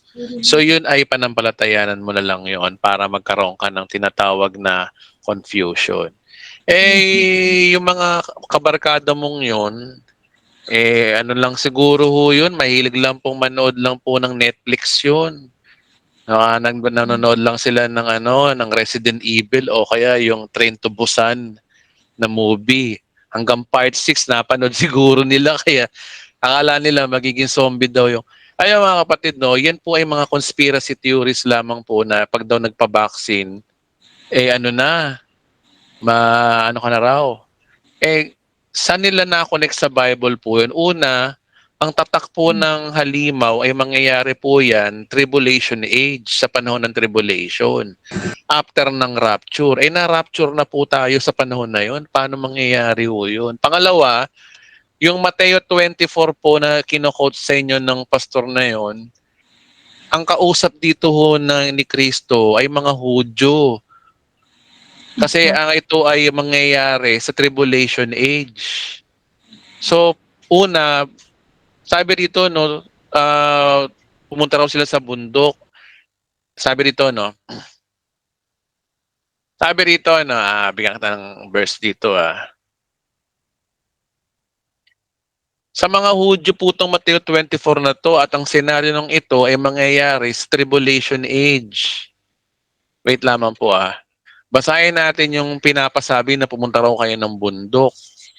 Bakit kayo pumunta ng bundok? Sabi dito, unawain ninyo itong mong mabuti kapag nakita ninyo nagaganap sa dakong balalang kasuklam-suklam na kalapastangan ng tinuturo ni Propeta Daniel, ang mga nasa Judea ay dapat nang tumakas sa kabundukan.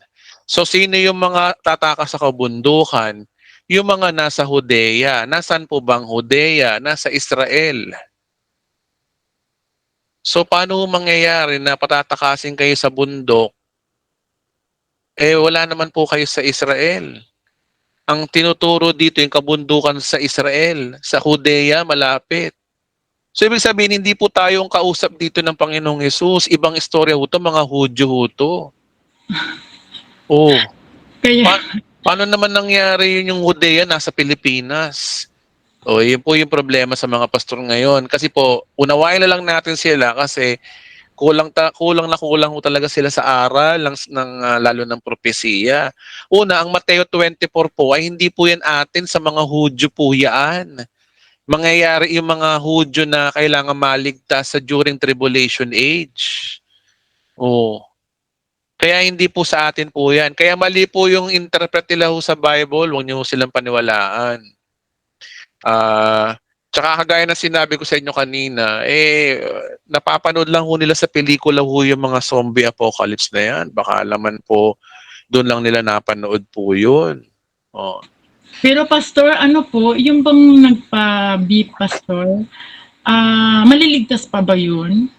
Yung ano po, yung Yung nagpa-vaccine, ano naman ho ang connect ng vaccine sa 666? Sino may sabi ho noon? Yun po yung pastor namin, kasi po, nagbago na po yung DNA nila dahil po doon sa vaccine. Kasi di ba po, may pamilya din po ako, may pamangkin ako po na namatay din po sa vaccine. Wala pong connection ng vaccine sa 666, kapatid. Oo, Wala hong connection. Kasi una po, wala pa ho tayo sa tribulation age, wala pang antikristo. Ang prophecy sa Revelation chapter 13, sabi doon, babangon ng halimaw. Magkakaroon muna ng one-word government, one-word religion. Tapos ang antikristo ang mag-uutos. Paano naman mangyayari ngayon yung vaccine ay naging liquid, microchip po yung ilalagay?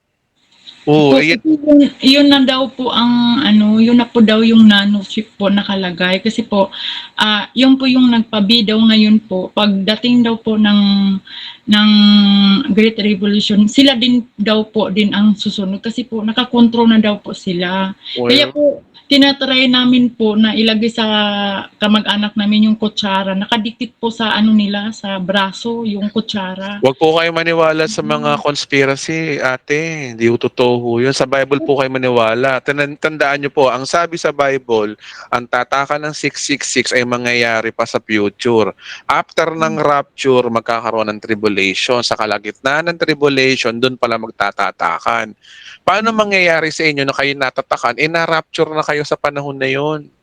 Hindi pa ho nangyayari ho yun. Pastor, yung una po, yung simula yung lockdown, yung 2020 po, nag-start na po yung vaccine. So, yun po, yung mga kamag-anak namin nanghihina, tapos dumidikit po ang kutsara, tapos iba na po yung nila, pastor. Kaya po, yun, yung ang sabi naman po ng iba, yung DNA daw po ay nagbabago din na daw. Sino po ang may sabi po nun? Yung po, pastor, kasi may po kami sa FBW, lahat po kami pure blood, wala po kaming vaccine, bawat isa sa amin. Wala po kaming ang tanong naman dun, kapatid, naniniwala ka naman sa sinasabi nila? Yun din po, naniwala din po ako, pastor, kasi po, yun po yung vision na binigay ni Lord din sa akin. Bago po mag-lockdown, bago po ang binigyan na po niya ako ng vision tungkol dyan sa sa V na yan. Kasi po, yung V daw po, yung po daw yung mark of the beast. Kayo, bahala ho kayo, basta kami. Basta ako, nagsabi sa inyo kung anong sinasabi ng Biblia. Pero kung paniniwalaan nyo ho yan, kayo po. Desisyon nyo po yan. Ang point ko lang ho kasi sa inyo, ang epekto ho niyan sa inyo, puno kayo ng takot, puno kayo ng stress, puno kayo ng kaiisip. Tapos, iniintayin nyo yung sarili nyo na maging zombie. Tapos, ano po yan, may stress po kayo ho dyan. Hindi po yan ang kalooban ng Diyos sa atin. Ano po yung connection, pastor? Bakit po, connection doon sa V po? Bakit po ang Wala dami po, conspiracy theory lang po yan ng mga taga-Western, mga vlogger. Ang dami po namamatay, pastor. Isang pamilya ko, pastor, yung kilala ko po, sunod-sunod po sila namatay. wala po sila mga sakit. Lalo na po yung pamangking ko po. Baka naman hindi sa vaccine sila namatay. Ano ho ba ang findings ng doktor? Ano ho ba ang findings ho ng investigasyon? Ay heart attack po. Yun po mostly ang heart attack. Napatunayan ba nila ng mga doktor na yung heart attack na yun ay konektado sa vaccine? Napatunayan po ba? Lahat naman pong doktor, pastor, wala pong nagsasabi ng totoo. Pero po, yun po ang naisip namin po, nandoon po nila na yun. Kasi yung pamangking ko, pastor. Yung ibig sabihin yung doktor pa yung hindi nagsasabi ng totoo? Ganun po ba yun? Oo, pastor, kasi po, parang ginagawa po ng pira-pira na lang po yung vaccine. Hindi po tayo sigurado ron, ate. Pero kayo, kaya nga lang ang bunga ho sa inyo ho niyan, wala kayong kapayapaan ng pag-iisip. Sayang, ang sarap pong mabuhay. Ang sarap pong mabuhay ng walang takot. Ang sarap pong mabuhay ng hindi ka nangangamba. Lalo na kung na kay Kristo. Katandaan niyo po, no, ang sabi ng Romans chapter 8, Bible po ang sasagot po diyan. Romans chapter 8 verse 1. Kaya nga hindi nahatulang maparusa ng mga tao na kipag-isa kay Kristo. Ayan po yung pangako ng Diyos kay sa mga Kristiyano na hindi tayo paparusahan ng Diyos. Kasi sa ayon po sa kwenta nyo, parang parusa ho ng Diyos yung nangyayari sa mga taong yun sa inyo Kaya sabi ho sa Biblia, hindi ho tayo nakatakdang parusahan.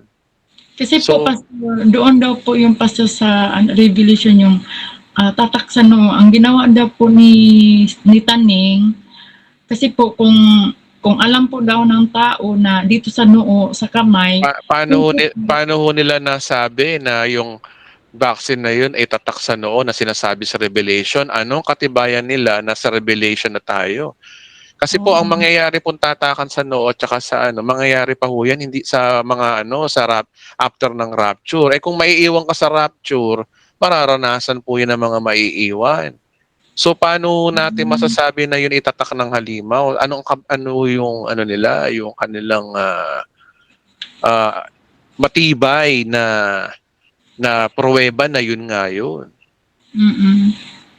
Yun kaya po nandito po kami, tapos umiiwas po kami sa sa 15 minutes po kasi magkakaroon na po ng 15 minutes, sabing ganun. Tapos yun po, kaya po kami nandito, yun na nangyari. Pero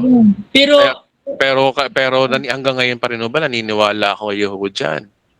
Totoo ho kaya yan? Regarding po sa preaching po niya po, pastor, mas naunawaan ko po yung preaching mo. Pero tungkol po doon sa vaccine, meron po kasing si Lord sa akin tungkol dyan. So, yun, doon po ako maniniwala. Kaya po marami po kaming pure blood po, pastor, dahil hindi po kami nagpa-vaccine. Paano nyo nasigurado na si Lord yung nagbigay sa inyo ng mensahe na yun? Kasi nga, ang sabi sa Bible, ang tatakan mangyayari sa tribulation age. Pero ang sabi daw ng Lord sa inyo na nasa vaccine ng tatakan. Para magkaiba naman po yata. Kaya kasi daw, pastor, yung ang sabi kasi ng pastor namin, di ba nandoon po yung noo, ang ginawa daw ni Taning ngayon, kasi alam naman po na nasa Bible po sa noo, sa kamay, kaya ang ginawa po ni Taning ngayon, dito na lang po sa short, dito sa na lang po, tinatak sa braso, kaya po ganun. Tapos ngayon, pastor, nagbago na po yung DNA nila, hindi na po image ni Lord yung nila. Kaya po, pag darating ng time na magtataka na, sila pa rin po yung magpapatatak. Nasaang lugar po ba kayo ngayon? Nasaan po ba kayo ngayon, Miss Delia?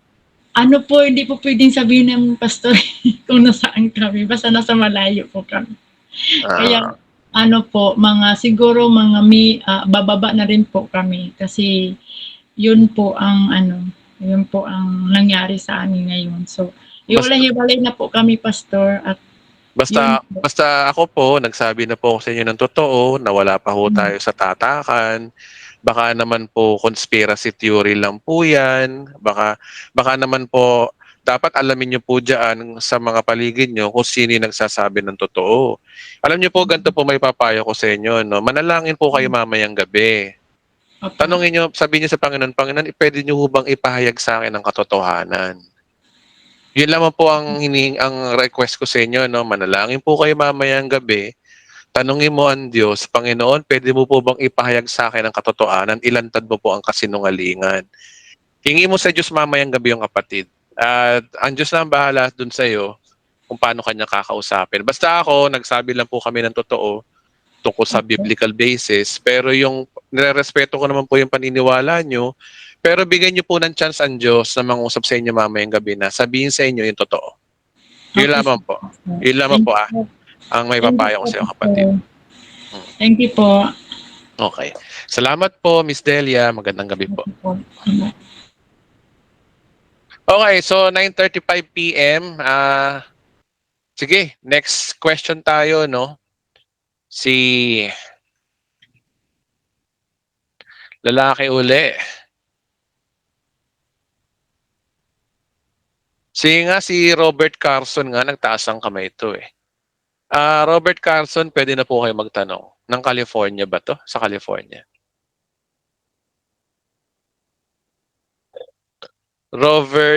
Robert of Carson, California. Ayun.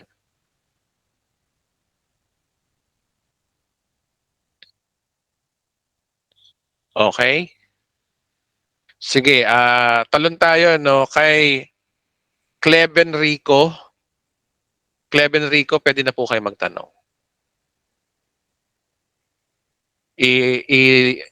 I-open nyo lang po yung microphone niyo, i-turn on nyo lang sa icon sa baba. Sir Cleven Rico. Wala po akong itatanong, Pastor. Okay po. Salamat po. Salamat po sa pag-attend na lang po. Salamat. Sige po, Pastor. Maingay po kasi dito eh. Okay po. Okay po. Salamat po. Okay, so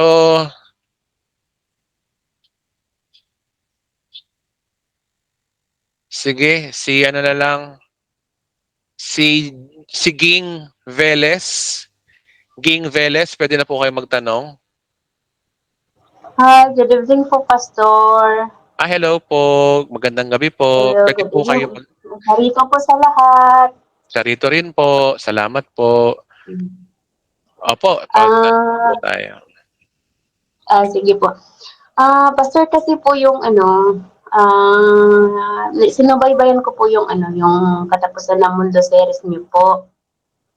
Tapos, yung sa, di ba na-discuss niyo po yung Gog at Magog, na may Gog at Magog sa before, bago mag-tribulation, tribulation ba yun? Or yun yung unang Gog at Magog, yun yung paglusod ng Russia, yung papunta tayo sa Great Tribulation, di po ba? Tapos yung pangalawang Gog at Magog, is ito na po yung kasama na natin si Jesus Christ at kalaban na natin lahat ng sa mundo, ng bansa. Opo. So ibig po sa kasi di ba nabanggit ko din po doon na yung magiging kalaban natin ni Jesus Christ na kasama tayong na-rapture is kasing dami ng buhangin. So parang iniisip ko, pag nagkaroon po ba ng labanan is mamamatay ulit tayo. Parang ganun lang, nag-iisip lang po. Kasi syempre labanan yun eh. Di ba sa labanan meron talagang merong mamamatay na sa kalaban, meron din sa yung parang sa right at saka sa left, may ganun talagang senaryo. Ganda po yung kapatid, no? Tingnan nyo yung bibigyan ko kayo ng halimbawa, no? Sa Second Coming of Christ, sa Battle of Armageddon. Ito, spoiler sa part 13. Usually, kapag sinabi pong, ang sabi doon, no, sa Revelation chapter 19, si Jesus, tigmak ng dugo ang description sa kanya nung bumaba siya. Sabi rito, no, basahin natin. Sabi nito, pagkaraan nito ay nabuksan ng langit at nakita ko isang kabayong puti. Ang sakay nito tinatawag na tapat at totoo sapagkat matuwid siyang humatol, makipagdigma So warrior si Jesus Christ dito. Sabi dito parang nagliliyab na apoy ang kanyang mata, napuputungan siya ng maraming korona. Nakasulat sa kanyang pangalan na nakakalam ng kahulugan. Sabi dito, no, puno ng dugo ang kanyang kasuotan at tawag sa kanya ay salita ng Diyos. Pag sinabi pong puno ng dugo, ibig sabihin, siya yung nakipaglaban dito. Tapos sumunod sa kanya ang mga hakbo sa langit na nakadamit ng malinis sa puting lino, nakasakay rin sa mga kabayong puti. Puting lino, ibig sabihin, itong mga to ay wala, triumph lang naman po yan. Alam nyo po, no, sa labanan po, wala namang talagang labanan mangyayari sa, halimbawa, sa Battle of Armageddon. Tingnan mo pagbaba ni Jesus Christ dito, ang mangyayari po niya, massacre ang mangyayari sa mga libu-libong milyon-milyong mga tao na nag-gather sa Armageddon Biro mo, lahat ng mga bansa lulusob sa Israel. Alam nyo, sino lang katapat nila? Si Jesus lang naman, dun Tsaka sabi kasi rito, no, may matalim na tabak na lumalabas sa kanyang bibig upang gamitin niyang panlupig sa mga bansa. Tapos, mamamahala siya sa mga ito at papamagitan ng tungkod na bakal at paagusin ang pisaan ng ubas ng alak ng pot ng Diyos. Ito ay idiomatic expression. Itong pisaan ng alak ng pot ng Diyos, magbabaha ng dugo talagang. Tingnan niyo, bigyan ko ng halimbawa. Si Jesus Christ, pag sinabi niya na sumabog ang iyong katawan, sasabog ang katawan mo. Kaya wa-effect yung mga modern nila, ang mamamatay dito lahat ng mga tao doon na lalaban sa kanya. Wala, no match. Walang laban na mangyayari. Patay lang. Massacre ang mangyayari sa mga nasa Battle of Armageddon. So wala nang wala na yung mga espadahan pa, labanan pa, may tatalo, meron pang parang mobile legend na meron pang mga archer, may mga Diyos ko Lord. Walang ganun. Ano lang po yun? Papatayin lang ni Kristo yung mga Kasi Diyos si Kristo Kayang-kaya niya pasabugin ng katawan mo sa isang sabi lang niya. Pag sinabi niyang mamatay kayo lahat, tapos na, patay na. Bubulwak yung mga katawan nila sa kaya nga sabi dito sa kahuli-hulihan, sabi rito, ang kanilang mga hukbo ay pinatay sa magitan ng tabak na lumalabas sa bibig na nakasakay sa kabayo. Nabusog ng hustong mga ibon sa pagkain ng kanilang mga bangkay. Yan ang mangyayari kapag lumusob sila pag dumating ang Armageddon. Sama-sama yung mga bansa na yan, Russia, China, lahat ng pati yung mga Antikristo, European, magtulong-tulong kayo. Wala, nakaset up silang hindi nila kilala yung kalaban nila. Si Jesus Christ, nakatayo lang yung sa bundok, sabihin lang niya na sumabog ang katawan nyo. Remember, si Christ may kapangyarihan siya. Hawak nga niyang atom Alam niyo yung atom, diyan nanggagaling yung buhay natin Kaya niyang pasabugin yun sa isang iglap lang. So, yan yung mga bagay na possible na mangyayari po dyan. Ganon din sa dito sa Revelation, yung Gog and Magog sa 20. Sabi lang naman dun lumusob daw. Wait Wait lang dito yan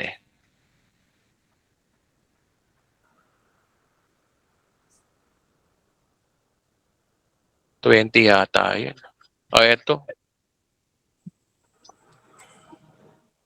Sabi, kumalat sila sa buong mundo at pinaliguran nilang kampo ng hinirang ng Diyos na pinakamamahal na lungsod. Nangyari. May labanan ba nangyari? Ito'y sumunod. Ngunit umulan ng apoy mula sa langit at tinupok sila. Umulan lang ng apoy. Walang laban. Walang laban-laban.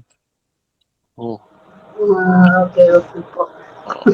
Ang may labanan sa birthplace, Yung first Gog at yung Magog. Russia, yung Gog and Magog, yun talaga may labanan doon. Yung unang Gog at Magog po. Yun ang may labanan talaga. Ang laban doon, labanan ng tao yun, gera ng mga bansa-bansa yun. Hindi kasama si Lord doon.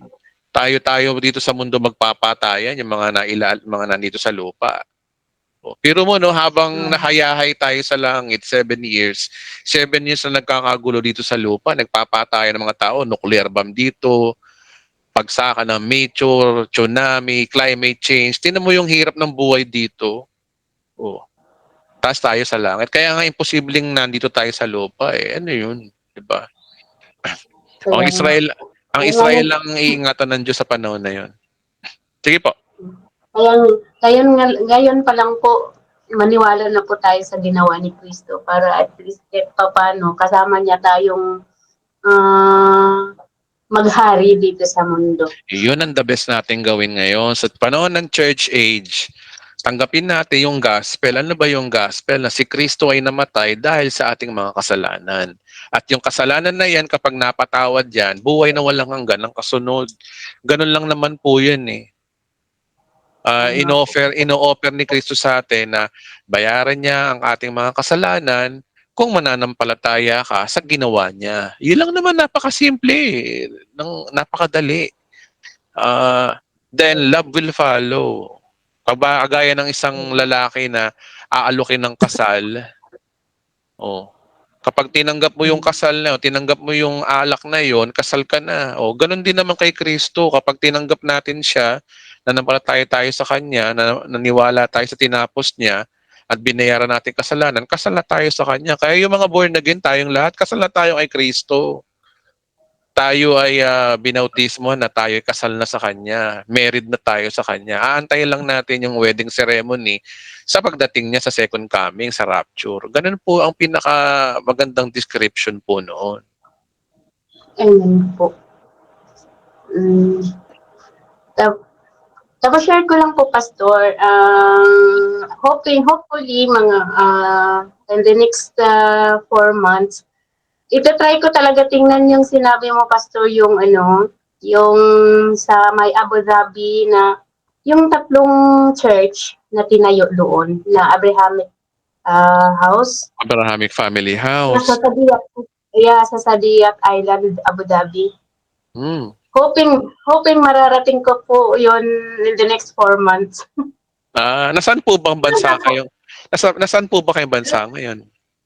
Nasa Kuwait po ako ngayon, pero by July po, lilipat po ako sa Dubai. Sige po. I-message nyo lang ako sa Facebook, sa page natin, sa yung picture. Sige po, Pastor.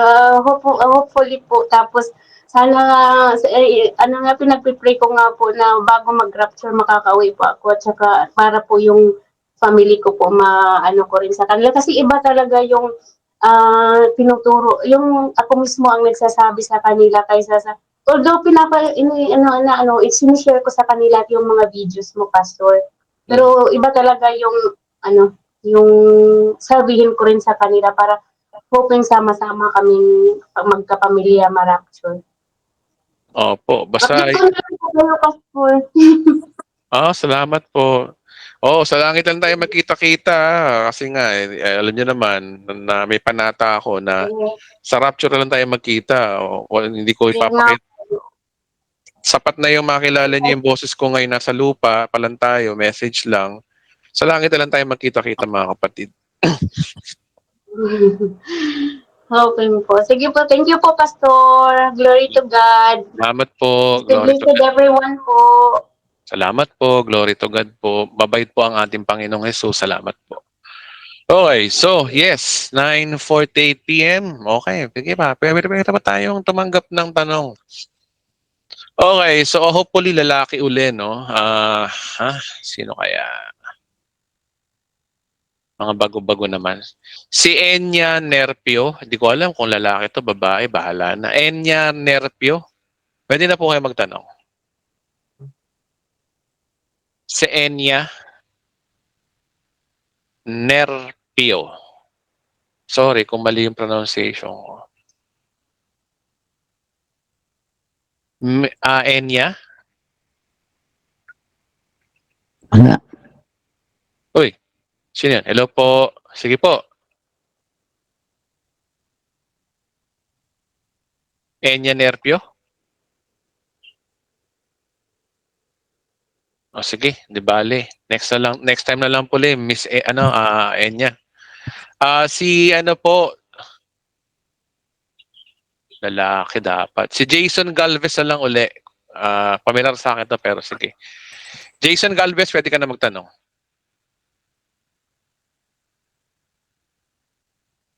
Jason Galvez. Hello? Hello po, Jason Galvez. Sige po, pwede na po kayo magtanong. Ay, kamusta po? Good evening po sa lahat. Good evening po. Ah, Salamat.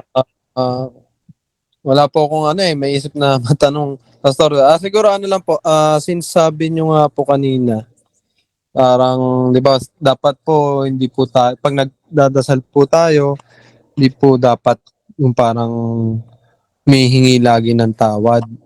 Mhm. So, ano po ba yung parang sa tingin nyo na dapat baguhin namin sa pagdadasal namin? Kasi feeling namin, Pastor, pagka siyempre minsan, pag alam namin nagkakaroon kami ng kasalanan, parang minsan nakikerry away pa rin po kami. Although, nananampalataya kami na pinatawad na po yung past, present, and future. Pero minsan, hindi po namin maiwasan na nagpe-pray pa rin po kami na yun nga, na patawarin po kami sa mga ano namin. So, dapat po ba parang instead na patawarin, pasalamat na lang po, parang ipipray po namin, salamat po dahil pinatawad niyo po kami sa kasalanan namin ngayon. Ganun po ba dapat? Pwede para mapayapa lalo ang isip mo, kapatid, pag nanalangin ka, nagkasala ka. Ako usually pag ganito, nagkakasala ako. Minsan sinasabi ko sa Panginoon na, Panginoon, alam ko pong mali itong ginagawa ko. Alam ko pong mali itong pagsisinungaling na nagawa ko kanina. Salamat po talaga, pinatawad mo na ako. Salamat po, Panginoon. Ang hirap paniwalaan to, pero salamat, pinatawad mo na ako. Kasi kapag ganun ang panalangin mo, lalo ka ma-amaze sa kanya na pinapakita mo yung pagkukulang mo, pero naandun yung biyaya niya. Kasya naman yung magsabi ka na, Panginoon, patawarin mo ako. Hingi ka nangingi ng tawad. Lumalabas naman nun na hindi ka nagbibigay ng statement of faith. Kasi statement of faith, kapatid, yung pag nagkakasala ka, aaminin mo syempre na mali yun. Lord, alam ko po na mali po itong nasabi kong masama sa aking kapatid. Pero salamat po talaga.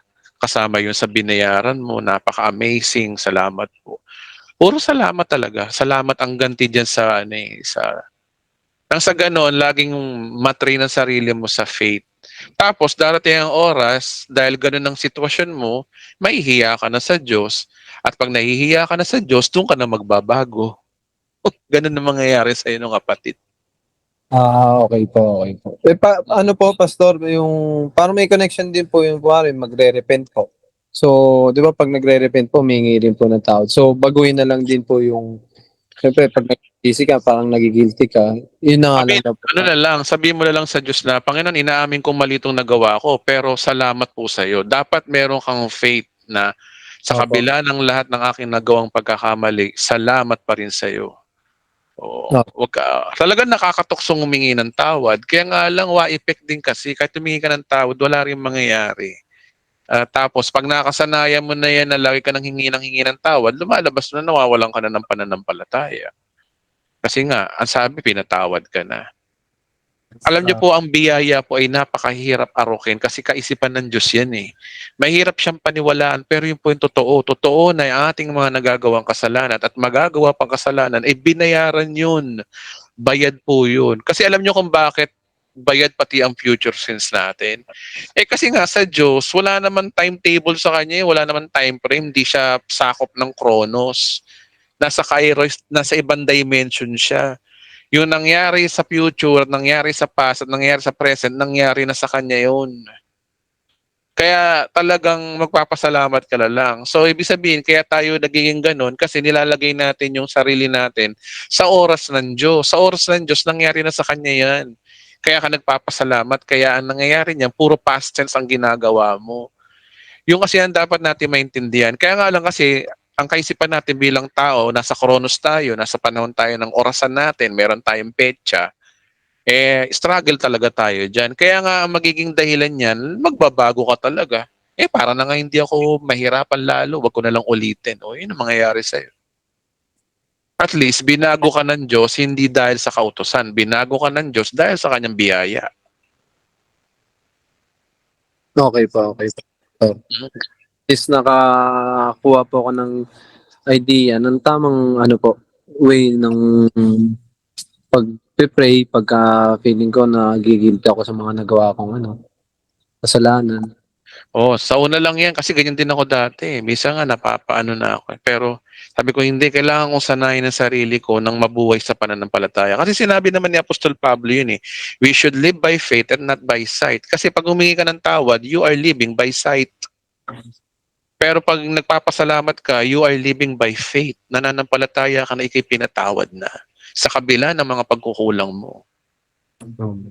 So, yun So same din po yun, Pastor, no? Pagka, yun nga, parang sabi nyo, pag may mga sakit, instead na hiling na pagalingin, parang sabihin na, Lord, salamat po, pinagaling niyo na ako, ganun. pwede naman humingi ka isang beses eh. 'Di ba yung paghingi na rin ng tawad sa Diyos, isang beses lang nangyari yon, tapos wala na. O ganun din, kapag may sakit ka, hingi mo sa Diyos, Panginoon, hingi ko po na itong sakit ng ulong ito ay gumaling. At alam ko po, maraming salamat po dahil alam kong pinagaling mo na. At least nag-request ka. Mahalaga pa rin yung nagre-request sa Diyos eh. Remember, ang dila natin makapangyarihan. Kung anong gusto mo mangyari, yun ang gagawin ng Diyos sa iyo. Eh, ang faith mo gumaling. So, sinabi mo na, Panginoon, gagaling po ako. Ngayon, pag nagpasalamat ka na, nag-boost yung faith mo. Kaya nga labanan ng faith yun. Kaya nga sabi ni Pablo, let us fight a good fight of faith. Puro faith talaga tayo. Talagang faith ang labanan dito, hindi by works. Opo. Yun po Eh, yung... yung mga sitwasyon po, Pastor, na din nga po, yung may faith ka po, pero kailangan tulungan mo rin yung sarili mo. For example, may gallstone. Kailangan, hindi ka po muna kakain din ng mga bawal na pwede mag-trigger na sumakit yung... yun ipakiramdaman mo sitwasyon. Kung may kakayanan kang makabili ng gamot, may kakayanan kang umiwas at mag-diet, at may kakayanan kang gawin ng mga bagay na dapat gawin ng siyensya, gawin mo na. Kasi ang recommended lang kasi ang faith kapag wala ka nang magagawa. Halimbawa, isang Kristiyano, walang pambili ng gamot, pero kailangan niyang uminom ng gamot para siya gumaling. Eh, wala nga siyang pambili. So, ano gagawin niya? Doon niya pairali ng faith niya na, Panginoon, nananampalataya po ako na magpo-provide po kayo ng aking gamot, pero habang hindi ako nakakainom ng gamot, alam ko po na ako po ay magaling na, at alam ko, Panginoon, na kahit na wala akong gamot na iniinom ngayon, ako ay iingatan mo. Ikaw ang aking maintenance. Ganun lang yun. Gagamitin natin ng faith sa panahon na kailangan. Pero pag halimbawa may kakayanan ka naman, halimbawa may kakayanan kang uminom ng gamot, bumili, o kaya may kakayanan kang mag-dieta, kaya mo kung ano yung nire-require ng siyensya, gawin mo. Kasi remember, nasa mundo pa rin tayo. Ganun lang naman yun. Kaya nga inimbento ng Diyos sa mga doktor na yan, ang siyensya para gamitin din eh. Tingnan mo yung mga Israelita. Kailan nagmi-miracle ang Diyos sa kanila? Sa panahon na gipit na sila. 'Di ba? Sa panahon na ang harapan mo, dagat, ang paligid ay ilang, ang likod mo, mga Ehipsyo. So ano mangyayari noon? Alalaban ba sila sa Ehipto? Wala ka na magagawa. Doon mo na paiiralin yung faith mo para mahati yung dagat. Ganun din yun sa ating buhay Kristiyano. Kapag no choice na, doon mo na gamitin yung kapangyarihan ng Diyos sa buhay mo. Doon mo na panampalatayanan yun. At makikita mo, ma-amaze ka, naligtas ka sa ganung sitwasyon. Ganun lang po yung kapatid. Opo. Bali-bali wala po yung, Pastor, na parang faith ka na magaling ka na, pero kinakain mo pa rin yung mga bawal. Kasi nga, kapag sinabing faith, hahaluan mo siya ng works. Nananampalataya ka, magaling ka na, pero umiinom ka pa rin ng, halimbawa, bawal sa yung uminom ng matatamis, no? Dahil, halimbawa, diabetic ka. Nasa ng pananampalataya mo dun. Ang point kasi doon, gawin mo yung tama. The point is, gawin mo yung tama. Siyensya yan eh. Ikaw, bigyan kita ng halimbawa, kapatid. Nananampalataya ako na ako ay hindi mababangga ng sasakyan na ito, kaya tatawid ako. Nabangga ako. Nangyari. Anyari. Siyensya yun eh. Pag tumawid ka sa tamaling tawiran, masasagasaan ka talaga. Alam nga naman maghimala ang Diyos sa'yo lagi. Sino ka? Para paghimalaan, naghihimala na nga ang Diyos sa'yo noon. Pati ba naman sa maliit na bagay na yan? Papatulan pa ba ng Diyos yan? Kaya syempre mag-ingat ka. Ganon din sa pagdadrive natin, di ba? Pag nagdadrive tayo, sumunod tayo sa batas. Pag sinabing naka-stop, stop. Pag sinabing go, go, hindi yung sasabihin mo na naka-red ako, naka-red yung light, tatakbo ka, by faith, hindi ka masasagasaan. Yun po ay hindi na po ano yun. Sinabi na ho ng Biblia na huwag mo subukan ng Diyos. Sasabi na ho ng Bible po yun. So, minsan din, wisdom din kapatid para mabalansin natin yung pagkilos ng Diyos sa buhay natin. Okay po, Pastor. Thank you so much. Sobrang malaking tulong po yung mga share nyo about sa Oh. Yan po ay mga practical experience ko lang po yan kung paano po ako nakikipag-deal sa Panginoon sa pamamagitan ng pamumuhay ng isang Kristiyano. Kasi lahat naman po yan ay base ho sa Biblia. Kaya marapat lamang talaga na pag nabubuhay ka sa pananampalataya, nabubuhay ka sa pasasalamat sa Diyos. Ganun lang po. Okay po, Pastor. Okay. Thank you so much po. Salamat din po. Thank you po. Okay, so 10:50 na po. Maraming salamat. Napakabilis ng oras talaga pag question and answer. So again, maraming salamat po sa mga umaten ngayong gabi. At next week, tuloy natin yung ating mga topic na nakasuspend, kagaya ng bakit ako hindi hyper-dispensationalist part 2. Tatalakayin na po natin yon. Ngayon kasi ay nag-question and answer kasi nga, as per request, marami nagtatanong, bigyan ko naman kayo ng time. So again, maraming salamat po. Mahal na mahal ko po kayo bilang aking mga kapatid sa Panginoon. Stay blessed po.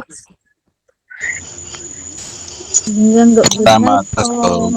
Salamat po. Bless Good po. night. Good night po. Good night po sa lahat. Narito po. Stay blessed. Narito po. Salamat, Pastor. Good night Narito po. po. See you in heaven po. Salamat po. Night. Pastor. Narito po. Thank you. Thank you. Thank you po. Thank you so much. Salamat po. Everything. Karamay. Perito po, Pastor. Glory to God. I love you, sis. I love you, sis. Salamat po. See you next Sunday. Okay, maraming salamat po. Stay blessed po. See you next Sunday po. Charito po sa inyong lahat. Pagpatuloy kayong pagpalain ng Diyos.